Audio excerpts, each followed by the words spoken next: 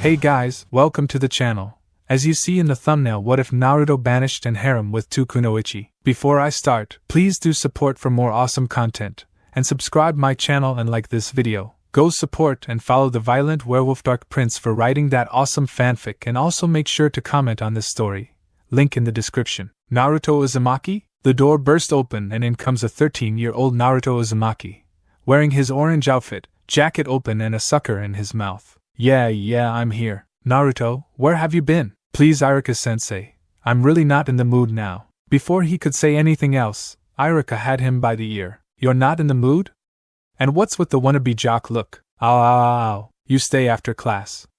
Now go to your seat. The class by now was laughing, save for several distinct people. 1. Sasuke Uchiha sat staring intently at the blonde with his hands folded beneath his chin. 2. Shikamaru Naga stared out the window at clouds slowly moving in the sky. Shino Abirame sat, apparently asleep. He took his seat, next to the raven-haired Uchiha. Where were you? The boy asked without even looking at the blonde. Someone broke into my apartment, while I was sleeping. I had to give a report of the perp. Who was it? Still don't know. He was cut short as a piece of chalk was skillfully shot into the center of his forehead. No talking in class. Sasuke Uchiha, you stay after as well. Students laugh again. Naruto rubbed his forehead and growled. I'm glad this is the last day we have in this academy. For me, yeah, for you, not so sure. What's that supposed to mean? Sasuke smirked but said nothing more.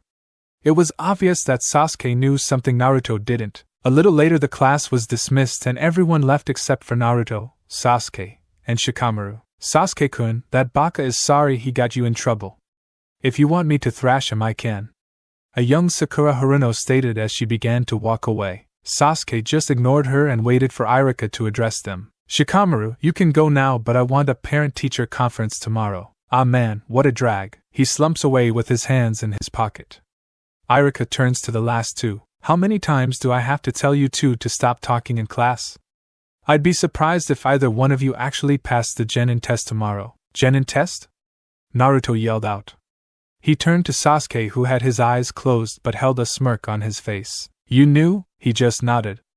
I thought you would have figured out by now. Naruto cursed Sasuke and shrunk into nothingness. I am so screwed. Well, despite everything, you've both shown very impressive skills and are actually tied for ranking number 1 in class. If you could just stay focused, you could both be Chunin before you know it. There's one problem, Iruka-sensei. He has the brain of a fruit fly, Sasuke said, and he has the attention span of a dung beetle. Naruto finished. Iruka sighed and dismissed the two. He smiled as they walked away.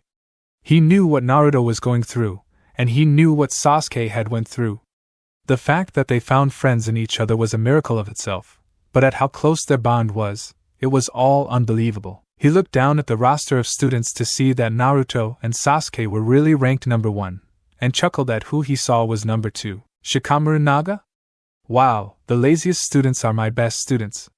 What a world. Naruto and Sasuke walked out towards the main part of the village. You could have at least hinted it or something. Come on. You heard what Iruka-sensei said. Me and you are number 1 in class, so we should have no problem with tomorrow's test. He mumbled at Sasuke's calm words. That didn't help the fact that he knew nothing about a Jenin test. What do you think they're gonna have us do? Naruto asked, still mad. Sasuke just shrugged. We'll find out when the time comes. See you later. He watched as Sasuke turned off and walked towards the abandoned Uchiha complex. He looked away, feeling sorry for his raven-haired comrade. He sighed and began walking home. Having been deep in thoughts, he didn't see the completely visible leg sticking out in front of him. He tripped and fell flat on his face. He looked up but no one seemed to notice. However, he knew they had seen what happened, they just didn't care. Some people were still looking and laughing at him. He stood and began to dust the dirt off of him until someone came and knocked him down from behind. This time he scraped an elbow. He turned over, looking around again. People were now visibly laughing. He stood up and began to run. Not long after, he was on the ground for a third time. Someone had thrown a rather large rock and had hit him right in the stomach. He clutched his gut and curled into a ball as laughs echoed over him. Look at the demon, what a wuss! It was just a rock, cursed monster. He held back tears at the names. Demon and monster. They always called him that, and he never understood why. They all treated him like crap. The only ones who didn't were the select few friends he had at the academy, Iruka, and the third Hokage himself. He stood again and moved just in time as another rock flew at him. He was running again. He had to run. It was either run or be beaten. He was drawing closer to his apartment. The place that was supposed to be his safe haven. But there was a huge problem. He slowed to an unsteady walk, looking up at his apartment, mouth wide open. The building, no, just one room, was burning, sending clouds of black smoke bellowing into the orange sky overhead. The flames danced, at the song of the many people who stood around smiling and laughing. A tear rolled down Naruto's cheek, not at the fact that all his possessions were now gone, but because of the fact that a life had been taken in the manner. The third Hokage had graciously given Naruto a companion. A small puppy, only 2 weeks ago.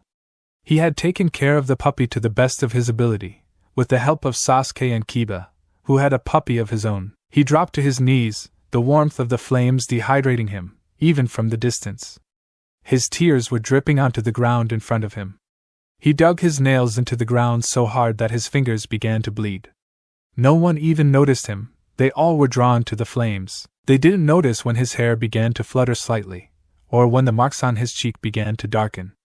His eyes fluctuated between sapphire, violet, red, violet, and sapphire again. Then it all stopped when someone stepped next to him. Water wall jutsu was all Naruto heard before the heat began to disappear from the air. He looked up at the person who had come to extinguish the flames. He had silver hair, and from Naruto's position, one eye was covered by the leaf's headband. "Don't worry, I got him out." The man spoke, under what appeared to be a mask. He was confused at the man's words until he saw next to the man the puppy he had been taking care of. It was hurt and lying on its side, but Naruto could see that it was still breathing. Naruto looked up to where the flames had been. Instead, a steady wall of water now engulfed the apartment. He had just noticed the cheers stop and the many glares aimed at the man standing over him, but more at himself. He shrunk a little, the stares of those around finally settling into him like hundreds of kunai. The wall of water began to shrink until it was gone, and now only small lines of smoke rose into the air. The man looked down on Naruto with his one visible eye. He just stared, looking into Naruto's tear-filled eyes. He blinked and looked away.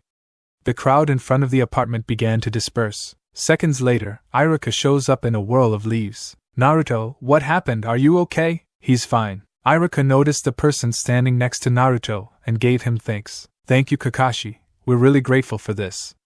This means a lot." Yeah? "I'm going to report this to the Hokage. You should really take that dog to the hospital." The man was gone in seconds. Iruka sighed and picked Naruto and the puppy up. Why would someone go this far? He thought as he leaped away to the hospital. "Thank you, Iruka-sensei." Naruto whispered, tears still on his face. "No. I'm sorry, Naruto. It's not your fault. Besides, they only do it because they hate me." "No big deal." "No big deal?" Iruka thought very little of it, but in honesty it bugged him that Naruto would dismiss the situation like that. What was worse was that Naruto didn't dismiss the situation since it never arose. All he cared about was the puppy. The sun hung low in the sky, only visible as a half ball of light on top of rooftops. It wouldn't be long before the moon took its place opposite the sky. Naruto and Iruka sat at a ramen stand that was called the Chirakus. He looked down into his bowl at the brown broth and lean noodles. All he thought of was the puppy. Iruka saw and stopped eating himself. "Naruto, the puppy is gonna be okay. It just has to rest a few days is all." "Hiro. His name is Hiro." Iruka saw tears forming in the blonde's eyes again. "Well, Naruto, I know you're worried about Hiro, but he's in good hands right now. You don't want him to die, do you? He has to be treated by professionals to get well. Isn't that what you want? Don't worry. In 2 days, we'll go get the little guy, alright? Promise? Promise, believe it." His smile faded when he saw the blank stare on Naruto's face. "What's wrong?" "Iruka-sensei, that believe it thing was so corny." "Corny? You wait, I'll have you using it all the time, believe it." Naruto covered his ears with a face full of false fear. "And oh. Then everyone will hate me for using such a corny catchphrase." Iruka laughs at the blonde as he shakes his head left and right. The owner came from the back and saw the two. "Still not done, Iruka?" "No." "Will you be closing up shop soon, Tucci?" No, take as long as you need." You too, Naruto. Naruto didn't hear him as he continued shaking his head from left to right, refusing to hear that catchphrase again. You know, we really should be going.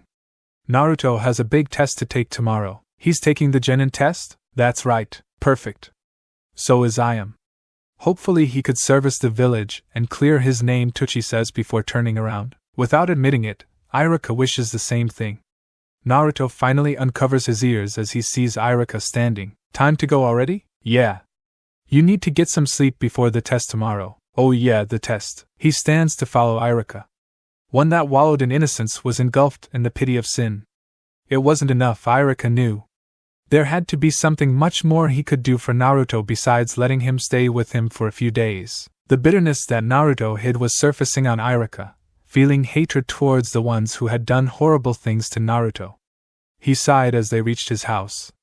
Naruto was looking down with his hands in his pockets, while Iruka unlocked the door. Iruka-sensei. Yes, Naruto? Do you think I'm a demon? Not at all. You're not a demon at all, Naruto. Believe. Okay, I get it. Iruka smiled weakly. He stepped in and closed the door. Naruto walked over to the kitchen, opened the refrigerator door, and grabbed some instant ramen. He knew where everything was since it wasn't the first time he had to stay with Iruka. From time to time, people had set stink bombs in his house or unleashed hordes of mice into the house. He was used to it, so everything around the house seemed natural. Naruto, didn't you eat at the stand? I wasn't hungry, so I didn't have to waste my money? Not really. Iruka smacked Naruto in the back of the head with a fan. You little brat, you should have said something. Naruto was squatting holding the back of his head. Oh. Iruka-sensei. He whined. Stop whining. Eat, study, and then get to bed. Naruto took the instant ramen and grumbled. He took his seat on the couch in the living room and crossed his legs. He flicked on the TV and started to eat. Iruka sighed in exasperation. He flopped onto the recliner next to Naruto and watched TV as well. About 20 minutes later, they were both wide-eyed and drooling. Yes, too much TV can do that to you. Then the show went to a commercial. Iruka blinked and then looked at Naruto, who was still drooling. Naruto? Naruto? He snapped his fingers. He continued to stare forward blankly. Then Iruka yelled at the top of his lungs. Naruto! The blonde flew across the room and slammed into the wall. Iruka-sensei, why are you torturing me today? He said as he flopped onto the floor. It's time to study. Study what? For damn it, I left the scrolls at school. He sighed, remembering someone telling him about the fire, and then rushing to get Naruto. He had forgotten to grab his scrolls and the school was locked now. Come on, Naruto, we need to ask the Hokage to let us into the school. Don't think we should, Naruto said, looking nervously at the door. Why not? Iruka stopped. Of course Naruto didn't want to go. It was night, and that was when the villagers showed their true colors. Naruto had been hospitalized several times, all with doctor's notes, saying incidents that happened after 7 p.m. Naruto, I'll be right by your side, so nothing will happen to you. Believe it? Yeah, believe it. Iruka opens the door again. Naruto slowly and reluctantly follows close behind. Come on, this'll be faster. Iruka leapt onto one of the buildings and kept going. Naruto followed behind but was much slower. They were making great progress, not many people were out anyway. By the time they made it to the Hokage Tower stairs, only 5 minutes had passed. See, nothing happened at all. I guess, Naruto said, covering the kunai rip on the back of his pants. They walked the rest of the way up the hill. Iruka spoke to the guards and was sent up. Alright, Naruto, be patient. The Hokage is a very busy man. They entered his office to find him face first in paperwork, snoring loudly. Su looks busy to me, Naruto called. Iruka's brow twitched. Lord Hokage, what are you doing? He screamed. The third woke up instantly and began whacking Iruka in the back of the head with a fan. Don't you, whack, ever wake, whack, a sleeping, whack, Hokage up. Whack, whack, whack. A few minutes later he returned to his chair and took a serious demeanor. Now then, what do you want, Iruka? I'm very busy. Are not?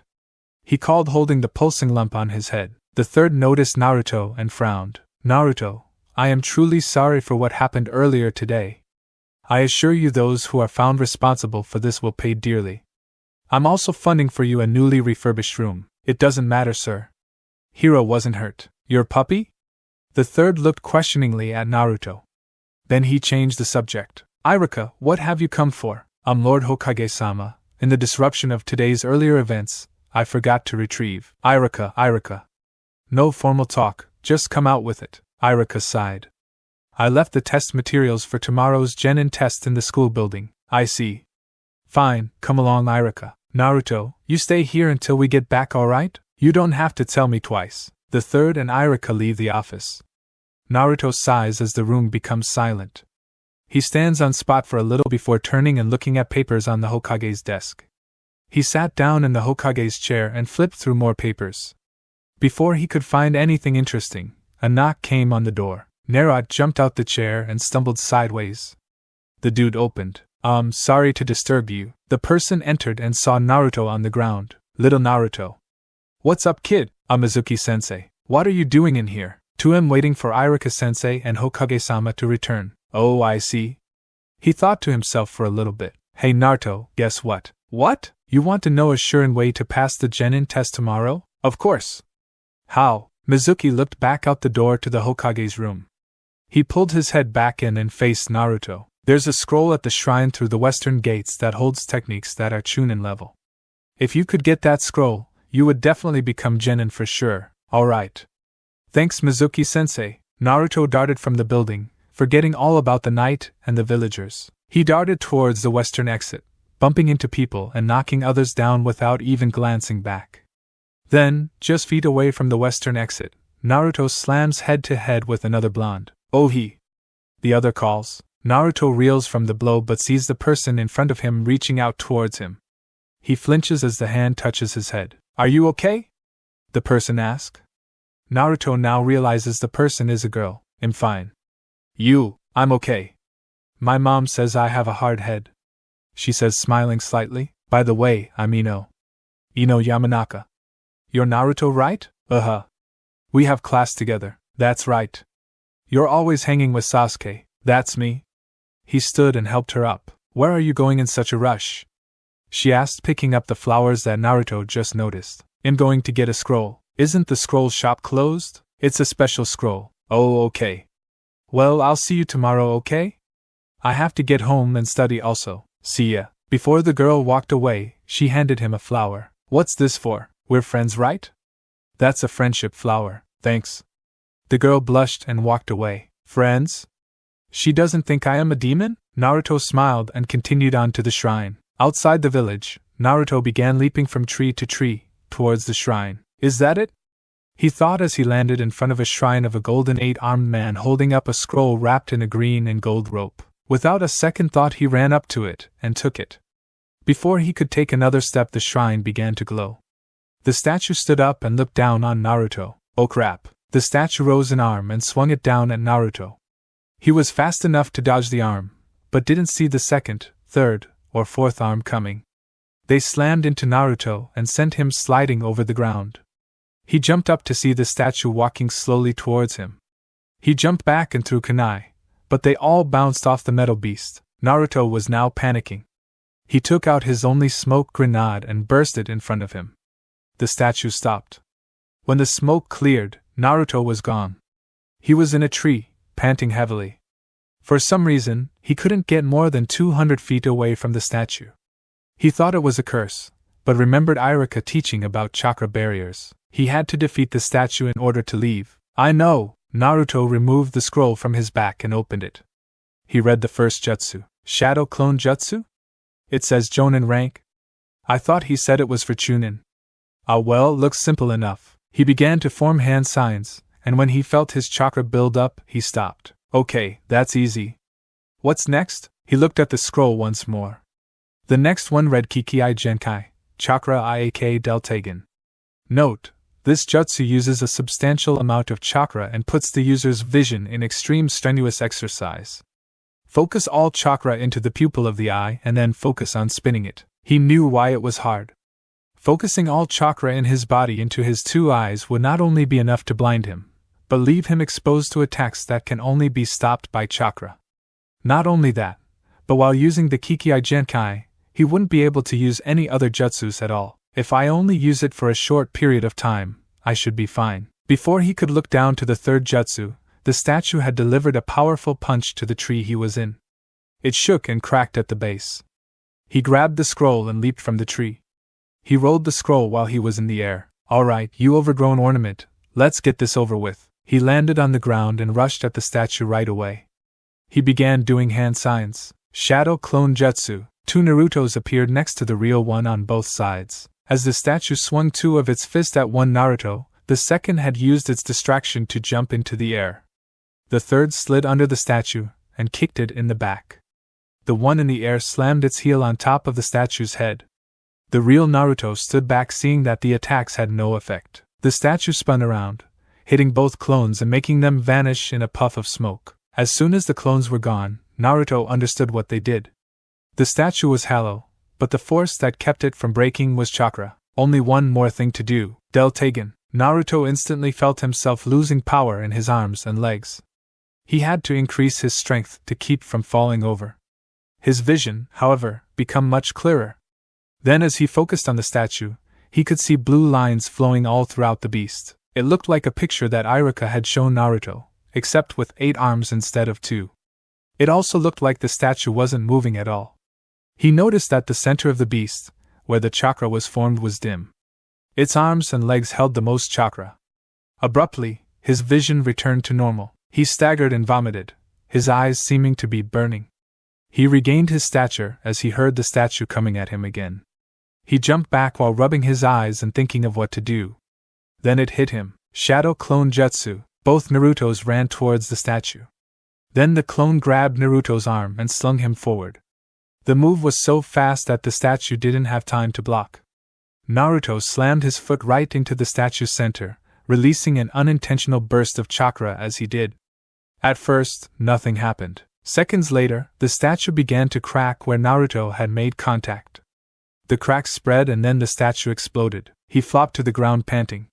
His eyes still burned slightly, so that saw Kiki-I Genkai. I wonder if anyone else knows about that technique. He sat for a little longer, unaware of the approaching person. Good work, Naruto. I didn't get to see the fight, but I know you were just amazing. Naruto turned and looked up at the person speaking to him. Mizuki-sensei, I found the scroll. Why didn't you tell me that statue would attack? It was for training purposes. Now, give me the scroll, Naruto. Huh? But, give it now! Naruto was startled by Mizuki's outburst. He didn't move, unable to comprehend Mizuki's harsh yell. No, Naruto! Another voice rang out. He turned to his left to see Iruka landing in the clearing. Iruka, stay out of this. Mizuki, what are you doing, having Naruto get the forbidden scroll? Forbidden? He told me it was a Chunin scroll. Chunin?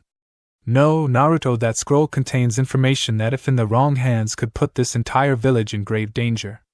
But why Mizuki? Oh, shut up, Iruka. You're too kind-hearted for your own good. Or are you? You've been lying to the brat since he was born. Naruto turned to Iruka. Lying to me?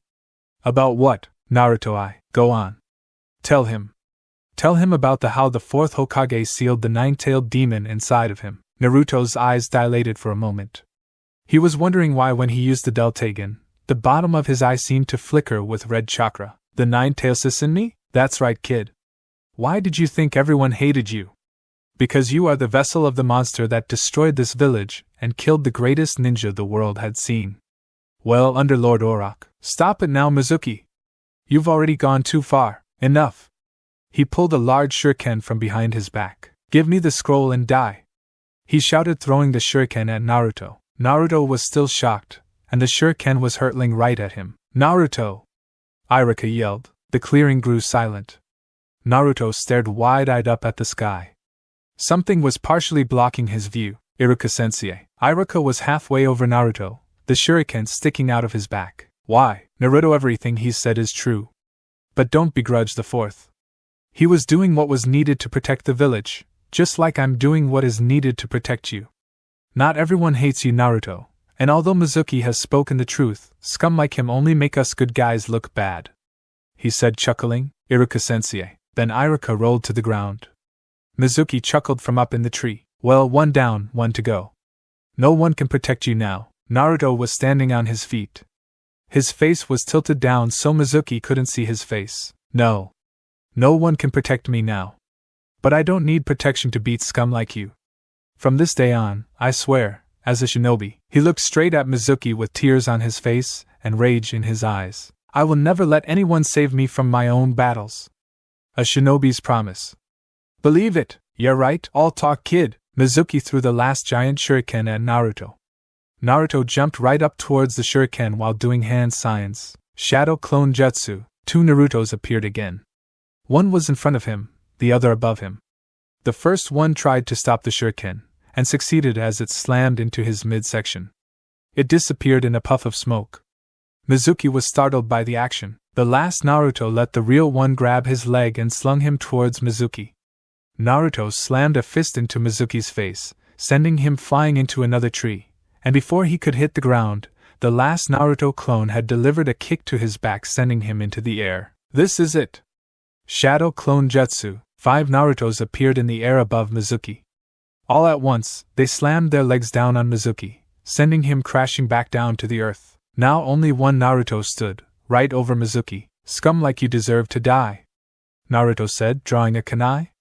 He rose it, and before he could sling his arm down, Iruka caught it. No, Naruto, was all he said. Naruto glared at his mentor, but lowered his arm. Being a ninja, you will have to kill Naruto, but don't do it unnecessarily, that only leads to trouble. Alright, Iruka-sensei. Iruka smiled at Naruto.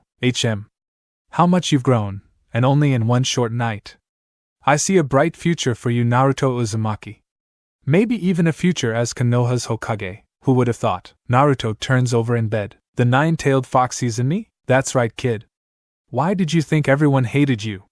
Because you are the vessel of the monster that destroyed this village and killed the greatest ninja the world had seen. He sat up and looked out the window. The sun was just rising, making a frame out of the window. The portrait made Naruto feel calm, even knowing about the monster that occupied him. He stood out of bed and walked into the main part of Iruka's house. He glanced down at the many scrolls that he had been studying the night before. Iruka had told him he didn't have to, but he insisted. I shouldn't have made a careless mistake like that. I'll never try to take the easy way out of anything ever again. He sat down at the table after fixing some instant ramen. Iruka walked in minutes later. Naruto, you're up early. What's wrong? About yesterday, why didn't you tell me? Iruka frowned and sat down across from Naruto. Naruto, it's under decree that you never find out about the demon. It was issued by the fourth himself, before he died. He did it to protect you. In truth, he thought that you would be revered as a hero. The one who holds the 9-tailed beast at bay. Hell of a good that did. Hey. I know you're upset, but you have to understand, we didn't know what would happen if we told you. I know now, don't I? What difference has it made? Iruka could think of nothing. A difference? Not really. But the fact that they had been lying to Naruto seemed to affect him a lot worse. Iruka could only stare at his pupil, feeling sympathy and regret. He stood and sighed. Iruka-sensei, don't worry about it. I have more important things to worry about anyway. Naruto stood and left the house. Iruka just stared at the door. He had a feeling that it wasn't the end of their conversation. The third stood at the window to his office, looking over the new day and aspiring gleams of Konoha.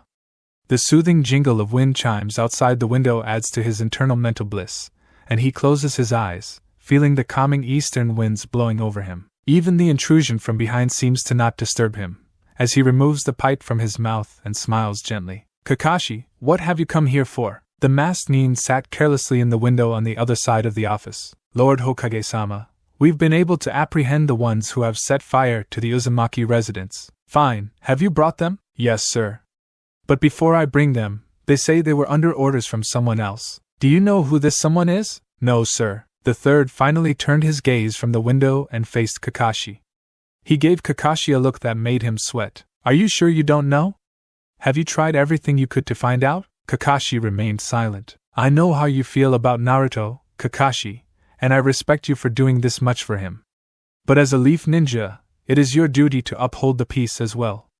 Finding this criminal is your mission at this moment. But sir, the Jenin teams are going to be chosen today. I have to be present to receive my team roster. You are correct. Alright, I'll assign this to someone else. Send in those you have apprehended. Yes, sir. Kakashi turned to leave. And Kakashi? Demon or not, he is still human, and he is still a child. Kakashi didn't turn around. He stood, as if absorbing what the Hokage had just said. Then he continued on, leaving the room. The Hokage waited just a little before the criminals were sent into his office. This time was different, however. The Hokage had lost his respect because of a certain person he didn't expect to see in the room. Ishi Haruno. Being part of a beautiful scene has its advantages, if you actually pay attention. However, the blonde shinobi could care less about the beautiful day as he made his way through Konoha. He walked with his hands in his pockets and looking down at the ground. Nothing was on his mind, however. It was hard to think when you knew that thousands of people were staring at you, but not seeing you. They didn't see a 13-year-old kid that was all alone. They saw a demon fox, capable of destroying villages with the wave of a tail. All this time he had been so carefree, ignoring what people did or thought about him. He thought that he was doing something that made all these people hate him. He stopped when he heard two women talking across the road. Hey, look at the little monster. How pitiful. Ugh, why doesn't the Hokage just do us all a favor and get rid of him already? All he's doing is taking up space. The Hokage doesn't want to get his hands dirty. Naruto growled as tears began to form in his eyes. He couldn't help but care anymore. It wasn't his fault, but no one cared. He didn't ask to hold the monster. If someone would have asked him, the answer would have been hell no. But no one asked? He wasn't even old enough to remember. They had cursed him, and then lied about it. He resisted the urge to draw a kunai and began to run. He didn't know where he was going and he didn't care. He just wanted to clear his mind. Where he ended up was not a coincidence. It was where he was going in the first place. He walked towards the holding pin of the animal shelter and looked around at the many animals running around. He spotted his little brown and black puppy, a baby shepherd retriever. It was sleeping amidst all the playing. He smiled and wanted to grab him, but he couldn't just yet. He would let it rest and come back for it tomorrow. He knew it was perfectly fine, and it made him forget all about what had happened the night before. So he's okay? Naruto turned on Spot, startled. Iruka walked over to Naruto and leaned on the fence. Neither said anything. They just stood side by side, looking at the animals. He's strong, you know? Iruka said, breaking the silence. Naruto just continued watching the animals play. Iruka looked at Hiro. That little guy didn't do anything to anybody, yet he was hurt. But he's not giving up. He's resting so he can come out and play just like the rest of those animals. But the difference is he'll have more strength than the rest. So? He could be playing right now, just like the rest of the animals. Yeah, but then he wouldn't get better. When he's healed, then he'll play, and he'll be well rested, so he could play for as long as he wants. What if he doesn't want to play? What if he wants something else? Iruka frowned, but smiled when he caught Naruto's glance. See, he's strong because he could care less about the others. He knows what he has to do. He doesn't even care about the ones who hurt him, so he doesn't have a need for the something else. No need for revenge. All he wants is to be able to play again, and he's going to use this to make himself stronger. You know, it's funny, he reminds me of someone. Who? You. Somewhere, deep inside the orange-clad ninja, two flames ignited. A dark flame, bellowing with the heat of hatred and iniquity. Across from this flame, another stood, as white as snow.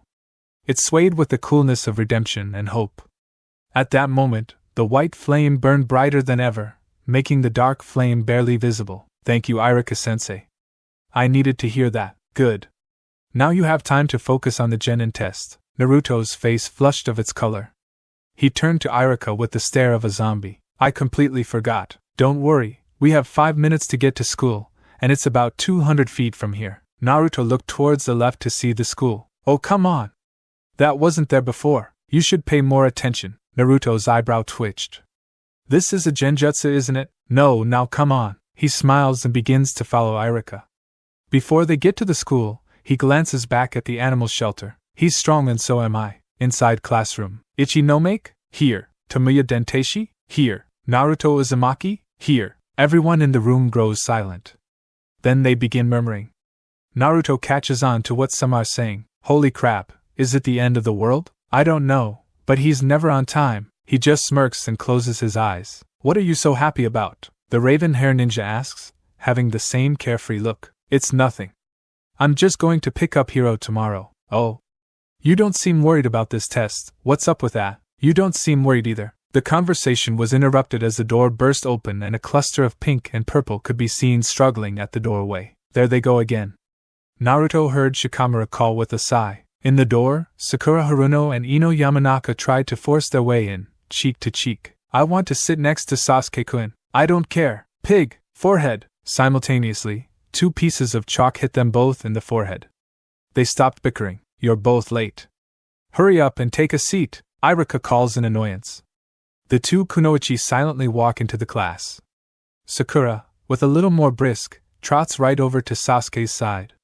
Naruto could tell that he was already annoyed. Hey Sasuke-kun. The only reply from the raven-haired Nin was an annoyed grunt. Ino watched, and when she saw the occupant next to Sasuke, smiled. All the time, Naruto had been waving to her. Just as briskly as Sakura had, Ino made her way to Naruto's side. Hey, how'd finding that scroll go? Let's just say I had a hands-on experience. She chuckles, and calls here when Iruka calls her name. Iruka said nothing about their talking, hiding a smirk from watching the 2. On the other hand, Sakura was continuously bombarding Sasuke with talks of going on dates and hanging out after class. Sasuke-kun, why do you hang out with an idiot like that anyway? Who you? I try not to hang out with you but you just won't go away. She ignored it and took it as a joke. Oh, you're so funny Sasuke-kun, what a loser. Naruto couldn't help but feel jealously toward the Uchiha. Sasuke didn't even like the pink-haired Kunoichi, yet she went head over heels for the guy. No, she wasn't just tripping for him, she was paining for him. It was such lust, that it could be known as sinful. As far as he could tell, even Ino didn't hold his comrade in such high regards. If anything, the extent may have only been a strong crush, or a sense of false affection. It made him wonder if he would ever be seen in her eyes like Sasuke. Naruto, do you still have that flower I gave you yesterday? Yeah, I put it in a vase. Thanks, no problem, she said blushing. Sakura leaned forward to look at the 2 blondes. Does this finally mean you'll give up this futile attempt at getting Sasuke-kun? Ino blushes and shoots hateful glares her way. He's just a friend. I'll have Sasuke-kun yet, she called back. Naruto had ignored the outburst altogether, and prepared himself for the back and forth assaults of pig and forehead. Sasuke was now looking at Naruto sneakily. So you and her? No. It's just. No, I get it. You like blondes like yourself. Oh, come on. You know I've got a crush on Sakura-chan. Why, I'll never know. What about you? Both of these gals got it hot for you and you won't even consider either one of them. Neither one of them has any sense, let alone a good reason for liking me in the first place. Neither Kunoichi heard Sasuke and Naruto's conversation, having already started their pointless name-calling, only to be hit in the head with more chalk. Settle down, all of you. You all know why you're here. This is your final day in the academy, and the final day you are all just citizens. Today you will be recognized as Leaf Shinobi, Kunoichi. You will be the protectors, the holders of life, in the Hidden Leaf Village. After this last hour, you will no longer be children. You will all be ninja. He cleared his throat. Now, the Jenin test consists of 3 short exercises. The first being knowledge, the second being chakra manifestation, and the last being execution. All should be fairly simple, and it is all you need to graduate. However, if you mess up even one time, you fail and will have to spend an entire year in the academy again. He walked behind his desk and pulled out a small vial with a clear liquid in it. Who can tell me what this is? Several people in the class raised their hands, but when Iruka saw that Naruto, Sasuke, and Shikamaru remained motionless, continued, Anyone? He said with a little hint of anger. Naruto knew what he had been doing from the very beginning and slowly rose his hand. When Sakura saw, she chuckled. Don't even waste your time. Naruto, you know? Iruka called. It's silicon mercury, a poison that starts by numbing a person's arms and then spreading until the entire body is numbed. In large doses, such as 10 mgs, it can actually either stop a person's brain functions or kill them. Everyone in the room gasped, but none so more than Sakura herself. Sasuke just smirked, his arms still crossed in front of him. How do those words taste? He said to Sakura, letting out a small chuckle. She stared at Naruto, mouth gaped. She slowly retracted her hand, which had still been in the air. She was expecting him to answer incorrectly, and wanted to be the first to answer. Oddly enough, even she didn't know the last part about the poison being strong enough to kill in large doses, and this fact added to her personal humiliation. Correct, Naruto. Now, can you tell me anything else about this poison? Naruto glared at Iruka, as if asking why is he torturing him, but the other side of Naruto really wanted to answer. Besides, he spent all night studying, might as well put it to good use. Sometimes ninja on the field use the poison to fake a quick death in motion, or to lessen the pain in medical procedures that must be done while still on a mission if a skilled medical need is not present. In situations of interrogation, the poison is sometimes used to erase the memory of the victim. However, the main use for silicon mercury is infiltration assassination, since silicon mercury is the only poison that has a copied periodic element number. And what is this number, Naruto? Silicon mercury cannot be traced, identified, or reproduced under any means beside injection. The reason being that silicon mercury has a periodic number of H2O, water. By now everyone in the class had been looking at Naruto, including Sasuke. Even random teachers that had been walking by stopped and looked in at the blonde. He looked around sheepishly, retreating into himself slightly. The truth was, the only person in the class besides Naruto that knew the answer was Shikamaru Nara. And with that, Naruto Uzumaki, you passed the intelligence test. Now the gazes darted from Naruto to Iruka. Some didn't believe their ears, and somewhere in the back someone began to cry in frustration.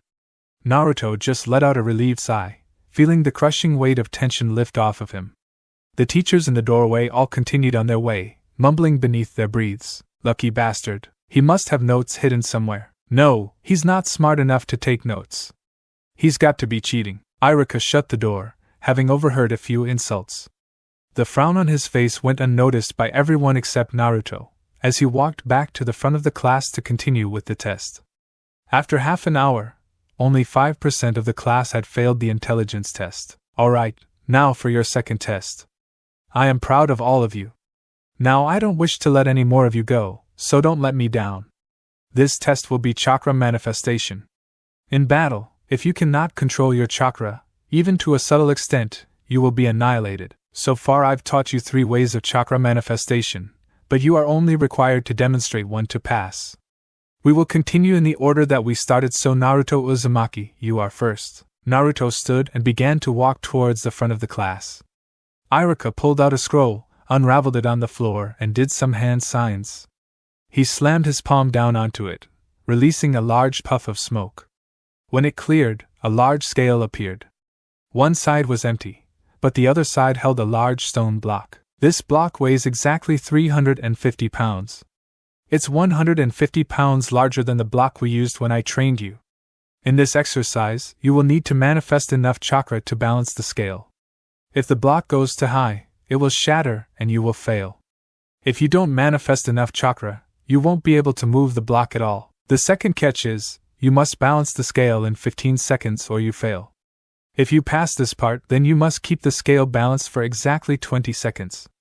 If you complete this, you pass the chakra manifestation test. Naruto gets into position for the test. He stands on the scale that is lifted up as far as it can go. He looks over his class.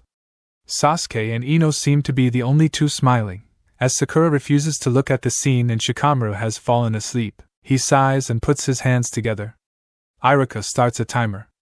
Everyone's attention is caught as blue chakra swirls around Naruto, making it the first time that anyone has seen visible chakra coming from anyone under Chunin rank. However, it wasn't good, as Naruto felt the scale drop much faster than he intended, so right away he had to slow down his chakra flow. The scale slowly lifts back up. He takes a deep breath again and releases chakra with more concentration. The scale inches down. 5 seconds left. Naruto silently gulps and begins to release just a bit more chakra. When Iruka calls time, Naruto holds his position. 20 seconds left. Hold it, Naruto. Naruto is relieved to hear that he has balanced the scale, because the entire time he had his eyes closed. Now he was keeping a steady flow of chakra, and had to do it for 20 seconds. He felt himself sweating, and could hear the swirl of chakra over his outfit. His muscles began to ache, and the effect on his body began to feel like that when he used the Deltagon. 321 good. As soon as Iruka calls the end, Naruto lets his chakra stop, making the scale return to its normal stance. However, Naruto's release was so sudden, he was propelled off of the scale from the momentum, and slammed lip to lip with Sasuke. Not soon after, the class burst with laughs from males and blushes from every girl. The closest of these girls, being Sakura, began to half faint, half scold the blonde. Nanaru Baka. What the hell, Yukiki? Sasuke had slumped down, hoping no one was looking at them. Ino had turned from the two, having turned as pink as Sakura's hair. Shikamaru continued to sleep and lazily mumbled, "Troublesome homos." Near the back of the class, a silent Hyuga princess couldn't help but utter her first words said in the class all year. "Oh my," was all she could say before her mouth cemented itself shut from embarrassment. Naruto and Sasuke didn't even look at one another as the crowd continued to laugh. "I knew there was a reason they hung out all the time," a boy said. "Ah man, all the hot guys are homos," a girl stated. Sasuke slowly turned to Naruto with flames in his eyes. "You team, I'll kill you!" However, the killing intent Sasuke had acquired was dwarfed by the killing intent of Iruka, who skillfully shot dozens of pieces of chalk and hit everyone in the forehead simultaneously. "All of you shut the hell up!" The class instantly calmed down, some people cowering under the ferocity of their sensei. "If any of you want to pass, I'd advise you to pay attention." The four sitting side by side said nothing. Sasuke, staring straight forward with wide eyes and arms crossed tightly. Sakura looked like she was in a state of shock and slowly rocked back and forth, hugging herself. Ino twirled around on her notebook, still pink, not looking at anyone. Naruto was vigorously scrubbing his mouth with a toothbrush. After the little incident, the test finally continued. Surprisingly, only 2 people failed the second test. But there was one person who stood out to Naruto. It was the Hyuga princess. He had never paid her much attention, but when she received the 3rd fastest time for balancing the block, he couldn't help but think about her, even if just for a bit. Iruka concluded the second part of the test. "This is it. The final test. If you pass this, you will all be officially Jenin. As you know, this last test is execution. The jutsu that you all will be executing is the clone jutsu, followed by sustaining a transformation jutsu." Students began to murmur. Ino, having lost slight interest in Naruto and Sasuke's, nudged Naruto. "No way. How does he expect us to do both at one time? It's not that hard." Yeah, coming from someone who transformed into a disfigured Hokage and produced a crippled clone. He brushed off her insult and walked forward, knowing that he was the first anyway. Once up front, Iruka whispered to him, "I know you can do this, Naruto. This should be a piece of cake for you." Naruto nodded. And just as Iruka said, Naruto made one clone appear next to him, and then almost instantaneously, they both transformed into the 3rd Hokage. Iruka was even more impressed when both produced 2 more, already transformed, 3rd Hokage clones. The class actually began to clap. "Very impressive, Naruto. Marvelous. Take your seat." Ino was the first to say something. "Wow, how did you get enough chakra to do that? Remember that scroll I told you about? Do you think you could let me borrow it sometime?" He chuckled but didn't answer. He turned to Sasuke, who held a disturbed look on his face, and just kept staring forward. Sakura was still in shock. In the end, 6 people failed the final part of the test. Iruka stood smiling, looking over his class. He was overjoyed with such success, especially coming from Naruto. But he was saddened also, knowing that this was his final day with the students. He folded his arms and sized them out once again. "I should have cherished it. Because now, I am no longer looking at ninja trainees. I am looking at certified Konoha Jenin. You all have made me proud. You've shown me that believing in you wasn't a waste of time. You've shown me that becoming ninja wasn't just pipe dreams for you all. You all have made me happy to be called your sensei. But that is the past now, and effective immediately, you will all be assigned to different Jenin teams." The short-lived cheerful air left the room and was replaced with tension. The Jenin placements, a team of 3 under a Jounin instructor. The time where you are truly notified as a ninja. Iruka wasted no time, starting with the names of Jenin and their instructors right away. Team 7, Jonin Hatake Kakashi. Jenin Sakura Haruno. Naruto Uzumaki. Naruto slightly cheered, but Sakura groaned loudly, and Sasuke Uchiha. Naruto didn't lose his eagerness, but Sakura had jumped up and squealed. Ino growled, "Unfair. How come Forehead gets to be on Sasuke-kun's team?" "Ino, calm down. The teams are made in a balanced way. Strengths and weaknesses are taken into account, but all she has is weakness." Ino mumbled. She sat down and pouted. "Too bad, Ino pig." Sakura called, sticking her tongue out at the pony-tailed blonde. The Jenin who received their rosters were sent to the front of the school. Naruto had happily walked next to Sasuke into the grass in front of the school. However, Sasuke still refused to speak. Naruto's thoughts were all averted towards the man that stood before him. Hey, you're that guy who saved Hiro yesterday. I'm glad you're here, because I didn't get a chance to thank you. Kakashi Hatake, the masked Jonin from the day before, stood reading a book entitled Ichi Ichi Paradise. He sighed and put the book in his pouch. Well then, so this is the team they've stuck me with. I'm Kakashi Hatake. Before we begin, you should all take these. He handed them papers. At the top it read Jenin test results. Hey, how did these get made? We just got done with the test. You were all being monitored by professional testing ninjas. As soon as you completed your test, the results were immediately printed. Sasuke looked at his. Test 1, 90. Test 2, 95. Test 3, 90. He grunted and glanced at Naruto. Let me see yours. He called in a low monotone that he usually only used when annoyed or pissed. Naruto showed him. Test 1, 100. Test 2, 95. Test 3, 100. As soon as he got a glimpse, he pushed the paper away. This was the moment that inside the raven-haired Uchiha, resentment and jealousy began to build. Sakura peered over Sasuke's shoulder. She began to groan when she saw that even her grades were lower than Naruto's. Test 1, 95. Test 2, 80. Test 3, 85. She turned to Kakashi. Excuse me, Kakashi-sensei, there must be some mistake. There's no way he could have scored higher than me, or especially Sasuke-kun. I believe you're right, but no need crying over it now. So, as of today I'll assign you an easy mission. The three fold their papers and put them away. All you have to do is take your ninja license pictures. Have fun. And tomorrow, we meet at Training Ground 6 at 5 a.m. 5 in the morning? Sakura groaned. That's right, he said. He took one more look at his team, studying Naruto the longest before disappearing in a swirl of leaves. When he was gone, Sasuke began to walk away. Naruto was about to follow, but Sasuke stopped him. Not today, Naruto.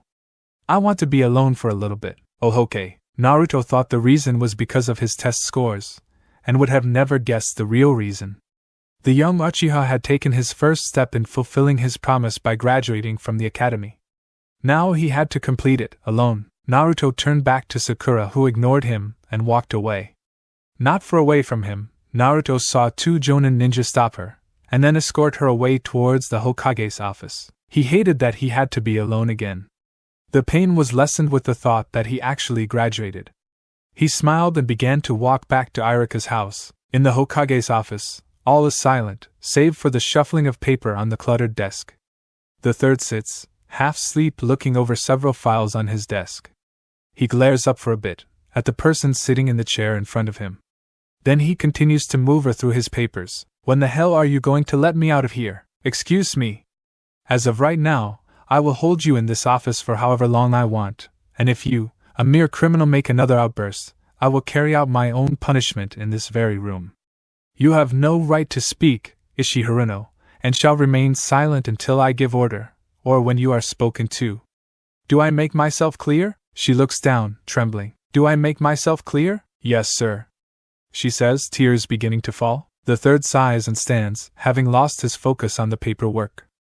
A knock came at the door. Enter, sir, Sakura Haruno. Sakura enters the room with a bewildered expression, and seeing her crying mother only adds to her confusion. Mom, what's wrong?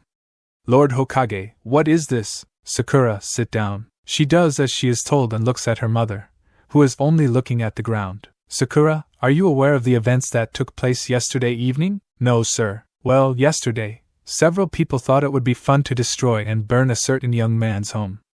Everything, including all of his most valuable possessions and money, were destroyed in this event. To add to this, a living animal was in the fire. Thank Kami, it wasn't hurt, however. Lord Hokage, what do you mean? The home that was destroyed belonged to Naruto Uzumaki. Naruto? I know he's annoying, but why would someone go that far? Who would do such a thing? But once Sakura finished her sentence, she knew almost exactly what had happened. Ishi, your mother, was arrested for arson and destruction of property.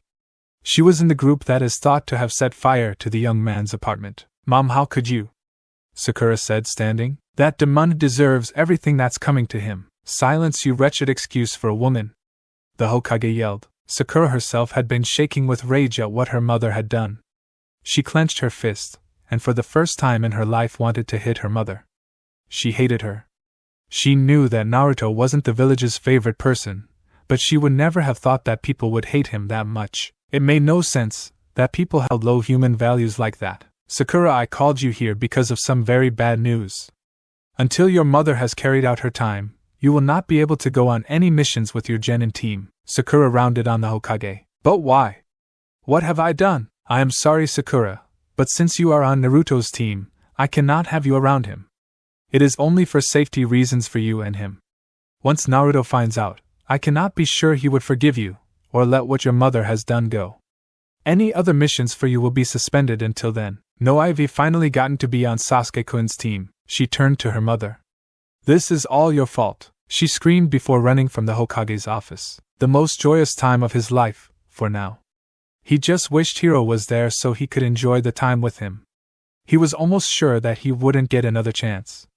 Just a little off the school grounds, Naruto hears someone call his name from behind. He turns to see Hinata Hyuga, the Hyuga princess, running towards him. Hey, how's it going? Hinata, right? The young girl bends over, catching her breath. She nods to answer him. He wanted to give you these as a graduation present. She stuttered. She was holding out a small box. Naruto looked at it peculiarly. What is it?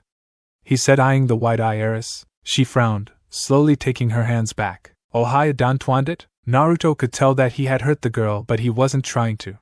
He hated how trust was an issue when it came down to new people. He took the present from Hinata and bowed. I'm sorry. Thank you so much. I didn't mean to sound ungrateful. Noit, it's alright. The girl stuttered worse now and began to gnaw at her finger. She had begun to sweat. A hair, you alright? You don't look too good. Are you sick? Naruto took a step towards her. She began to hold her breath. He placed one hand on her head. While you're burning up, and for the first time in her life, Hinata Hyuga fainted. It had been an hour since Naruto had graduated. He had went to Ichiraku's for a celebration, even if he was alone, but found out that IM had not passed the test. Tucci was upset and didn't feel like celebrating, but IM sat with Naruto and had a few bowls of ramen. You don't seem too mad, Naruto said through a mouthful of ramen, slurping so hard, the last of the noodles smacked him in the face. Well, my dad wanted me to become a ninja, but all I wanted to do was continue working here. If I were to become a ninja, I wouldn't have a lot of time to spend with my dad. I get it. He stuffed more ramen into his mouth. Entidu heap of wisnisoing. Chew and swallow, Naruto, she said, giggling. After a little bit, Naruto swallowed the last of the ramen and drank some water from the cup in front of him. After a satisfied he turned to Ayam. You wanted to keep the business going. I don't blame you. With ramen like this, you'd be rich in no time. She smiled at Naruto. It's not that I want to be rich, although I can't argue that it won't happen, but I just want to spend as much time with my dad as possible. Naruto nods. He wishes he could relate with what was said, but he didn't know who his father was. But somewhere, in the back of his mind, he felt like he knew who it was.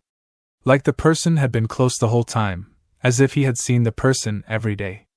After a few more bowls of ramen, IM closed up shop and Naruto was left alone again. He sighed and began walking once again towards Iruka's house. However, something was on his mind, and he couldn't shake it. Wait a minute, that's it! He quickly turned around and darted off. He ignored people around him, trying to stay focused on his destination. He rounded a corner and saw the building. A small flower shop with a green shed next to it. He walked forward and entered the store. Before he reached it, the strong fragrances of flowers began to enter his nostrils. Once inside, he began to look around. There were dozens of different flowers, different shapes, sizes, and fragrances. He saw one flower that he recognized. Under the pot that the flower was in, it read, Pink Lotus, the flower of eternal friendship. Price, 1,200 yen. He winced at the price. A flower cost that much?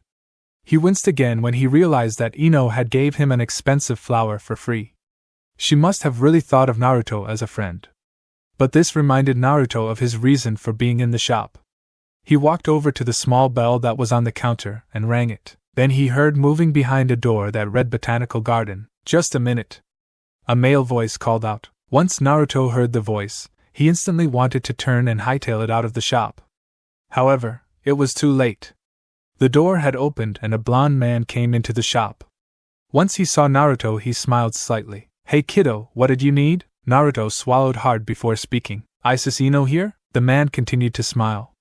No, she's with her teammates celebrating. They're at Suko restaurant. Hanks, what's the matter? Naruto didn't answer. He turned to walk away. However, the man called out again. I'm her father, you know. He said. Naruto bitterly turned around to face the man. I could tell. He said, looking down. The name's Kunoichi Yamanaka. Nice to meet you, Naruto. What do you mean, nice to meet me? Just like I said, nice to meet you.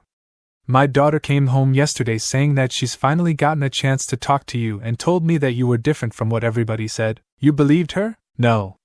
I knew. I know what happened when you were born, and I know you know. Me and you never got a chance to meet, so I kind of guessed that you felt that everyone hated you. If I would have met you when you were younger, I hope you wouldn't have felt that way, because I have not held any resentment towards you whatsoever. Why are you telling me all this? Kunoichi smiled and walked around the counter. Anyone who can make friends with Ino in one try has got to be something special.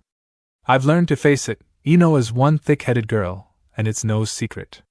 If you even vaguely interested her, there must have been something about you that was above normal. Yeah, having a 500-foot fox demon inside me doesn't count as above normal. Kunoichi smirked slightly, not being able to comprehend why Naruto would openly make a joke about the Kyuubi. He put a hand on Naruto's shoulder. I just wanted to see for myself what makes you special in her eyes, and it's definitely not the demon. Hell, I even know it's not your sense of humor. You want to know what it is? What? Your heart. My heart? Yeah.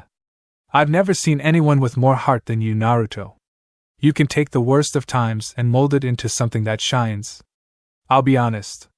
If I had been tormented by the village as long as you had, I wouldn't have lasted. And for someone like you to still smile after all of the bullshit, excuse my language, it shows that you're a survivor. You know, Iruka-sensei basically told me the same thing. That's because he's smart.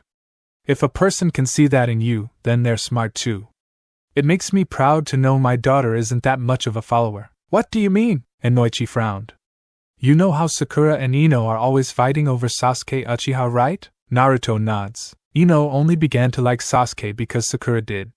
However, Ino's intentions were to say that she and Sakura had more in common, but Sakura took it the wrong way. Because of this conflict they broke up as best friends. I could have told her that wasn't going to end well. I tried, but she wouldn't listen. She thought that she and Sakura were too close to end their friendship over a boy. If Ino doesn't really like Sasuke, then why keep fighting over him? Ino is prideful. She doesn't want to lose to Sakura after what she did. But also, somewhere along the line, I think Ino began to develop emotions for the Uchiha as well. Naruto looked confused. I know it's complicated. Listen, I can walk people's minds, and I tell you, the mind of a woman is a very dangerous place. I just thought that women were dangerous in general. He said, remembering all the scoldings he's got from Sakura. Kunoichi laughed. You know, I enjoy talking to you, Naruto. Same here. It's been a pleasure. Okay. Have you gotten your ninja license picture taken already? Naruto froze on spot. He gulped. I totally forgot. And I spent the money for it at Ichiraku's. What am I gonna do? My first mission and I'm going to blow it already. Calm down, Naruto. Here, I'll lend you the money for now. In return, I want you to come by tomorrow when you finish with your training. Deal? Naruto hastily took the money and agreed. But after a few seconds of holding the money, he held it back out towards Kunoichi. I'm sorry, I can't accept this, Kunoichi-san. Why not? I made a promise that I would never let anyone save me from my own problems. So what are you going to do? I'll think of something. Kunoichi stared at Naruto. Such determination surprised Kunoichi, even after all that he said to Naruto. It just added to the thoughts that Kunoichi wanted the blonde shinobi around. He could work wonders on Ino, and maybe even make her change completely. No. I'm not saving you from anything. That's why I want you to come by tomorrow. You can work for what you owe me, so that should be fair and legitimate, right? Naruto just looked at the money for a second before nodding. He pocketed the money and bowed to Kunoichi. Thank you, Kunoichi-san. I truly appreciate this. No problem, Naruto. He replied, amazed at how humble Naruto had been the entire time. And remember, we're your friends, Naruto, whether you realize it or not. Okay, did Naruto caught himself in the middle of his speech. Kunoichi had caught on and was blushing. He scratched the side of his cheek, looking down at flowers that he knew didn't interest him one bit. I'm sorry. Naruto said quickly and left. He stared at the blonde as he made his way down the road and turned out of sight. As he looked at the empty space, a tear formed in his eye. Kami, what has this boy done to deserve to go through this? What have I done to be revered so respectfully by him? Naruto cursed himself for almost letting his tongue slip. Baka, why don't you just go and tarnish the bond you got with the guy already? What was I thinking? About to call him Baka, he ran quickly towards the building where the pictures were being taken. The sun had begun to set, so he only had a few more minutes to get it done. He frowned at his thoughts. The problem was that he did feel like he had a bond with Kunoichi. He didn't even have complete trust in him, but something about him made Naruto feel alright. It was weird, because he had gotten away with calling Iruka dad a few times, but each time Iruka told him not to call him that, and then would remain silent for a long time, as if grieving. Naruto never understood why. When he reached the building where the pictures were being taken, he had forgotten why he had come. Then he saw a flash on top of the building and remembered. He leaped onto the top of the building and saw Sasuke walking away. Hey Sasuke! He called. His comrade only stopped for a second and then continued on, leaving. Hey, why is he giving me the cold shoulder all of a sudden? He scratched his head and walked over to the photographer. You're lucky you've gotten here on time. I was just about to leave. I'm sorry. I had forgotten about the pictures and had spent a little more time celebrating than I intended. Don't worry, you're not the first. Naruto stood in a box the photographer had made with tape. Then he did his most professional smile. The photographer snapped the picture and accepted the money. It had taken less time than Naruto thought, so he quickly jumped from the roof, intending on following Sasuke. However, as soon as he touched the ground, he saw the Uchiha standing with his arms crossed and his back against a building. Come on, dope. Naruto glared at Sasuke, but followed anyway. He wanted to ask a question, but Sasuke looked too upset. They leapt from building to building, heading towards where the school was. Naruto was patient, waiting to see what Sasuke was planning. Are you mad? Sasuke asked, catching Naruto off guard. No, why? Okay, was all he said before looking forward again. The two remained silent until they got to the front of the academy. Naruto saw another person, sitting on the swing he used to sit on, crying. He understood that Sasuke brought him there because of a problem. However, what the problem was still a blank for Naruto. Sakura-chan, what's wrong? As soon as he spoke, Sakura's eyes darted at him, then Sasuke and around the area. He knew at once that she was terrified of something. But was it him? SAS Sasuke-kun, why would you bring him here? He has a right to know. But, you shouldn't have come to me first. I won't hide something like this from him. Sakura hung her head and Naruto looked down confused. Okay, someone tell me what the hell is going on here. Sasuke looked at Sakura, but when he saw that she made no response, turned to Naruto himself. First things first, she's been suspended from ninja duty for some time. What? Why? Sakura-chan, what did you do? She just kept her head down, still sniveling. She didn't do anything, Naruto. Her mother, Ishi Haruno, did. Naruto looked confused for a second. What did she do, and why is Sakura-chan being punished for it? Sasuke looked at Sakura and then back at Naruto. Sakura had stopped crying and looked as if she had tensed all over. Ishi was caught, and identified as one of the people who burned your apartment, Naruto. For a split second, Naruto didn't hear Sasuke. And then the words replayed in his mind, creating a relapse, and plunging him into complete shock. For a few minutes all he could do was stare at Sasuke, his lips slightly parted. Then reality hit him like a train. He blinked and turned to Sakura. What? Your mother was one of the people who burned my apartment? Sakura had now returned to her crying, and was hugging herself. Sasuke had taken a step back, as Naruto's rage seemed to become a living entity. Sakura, did you know?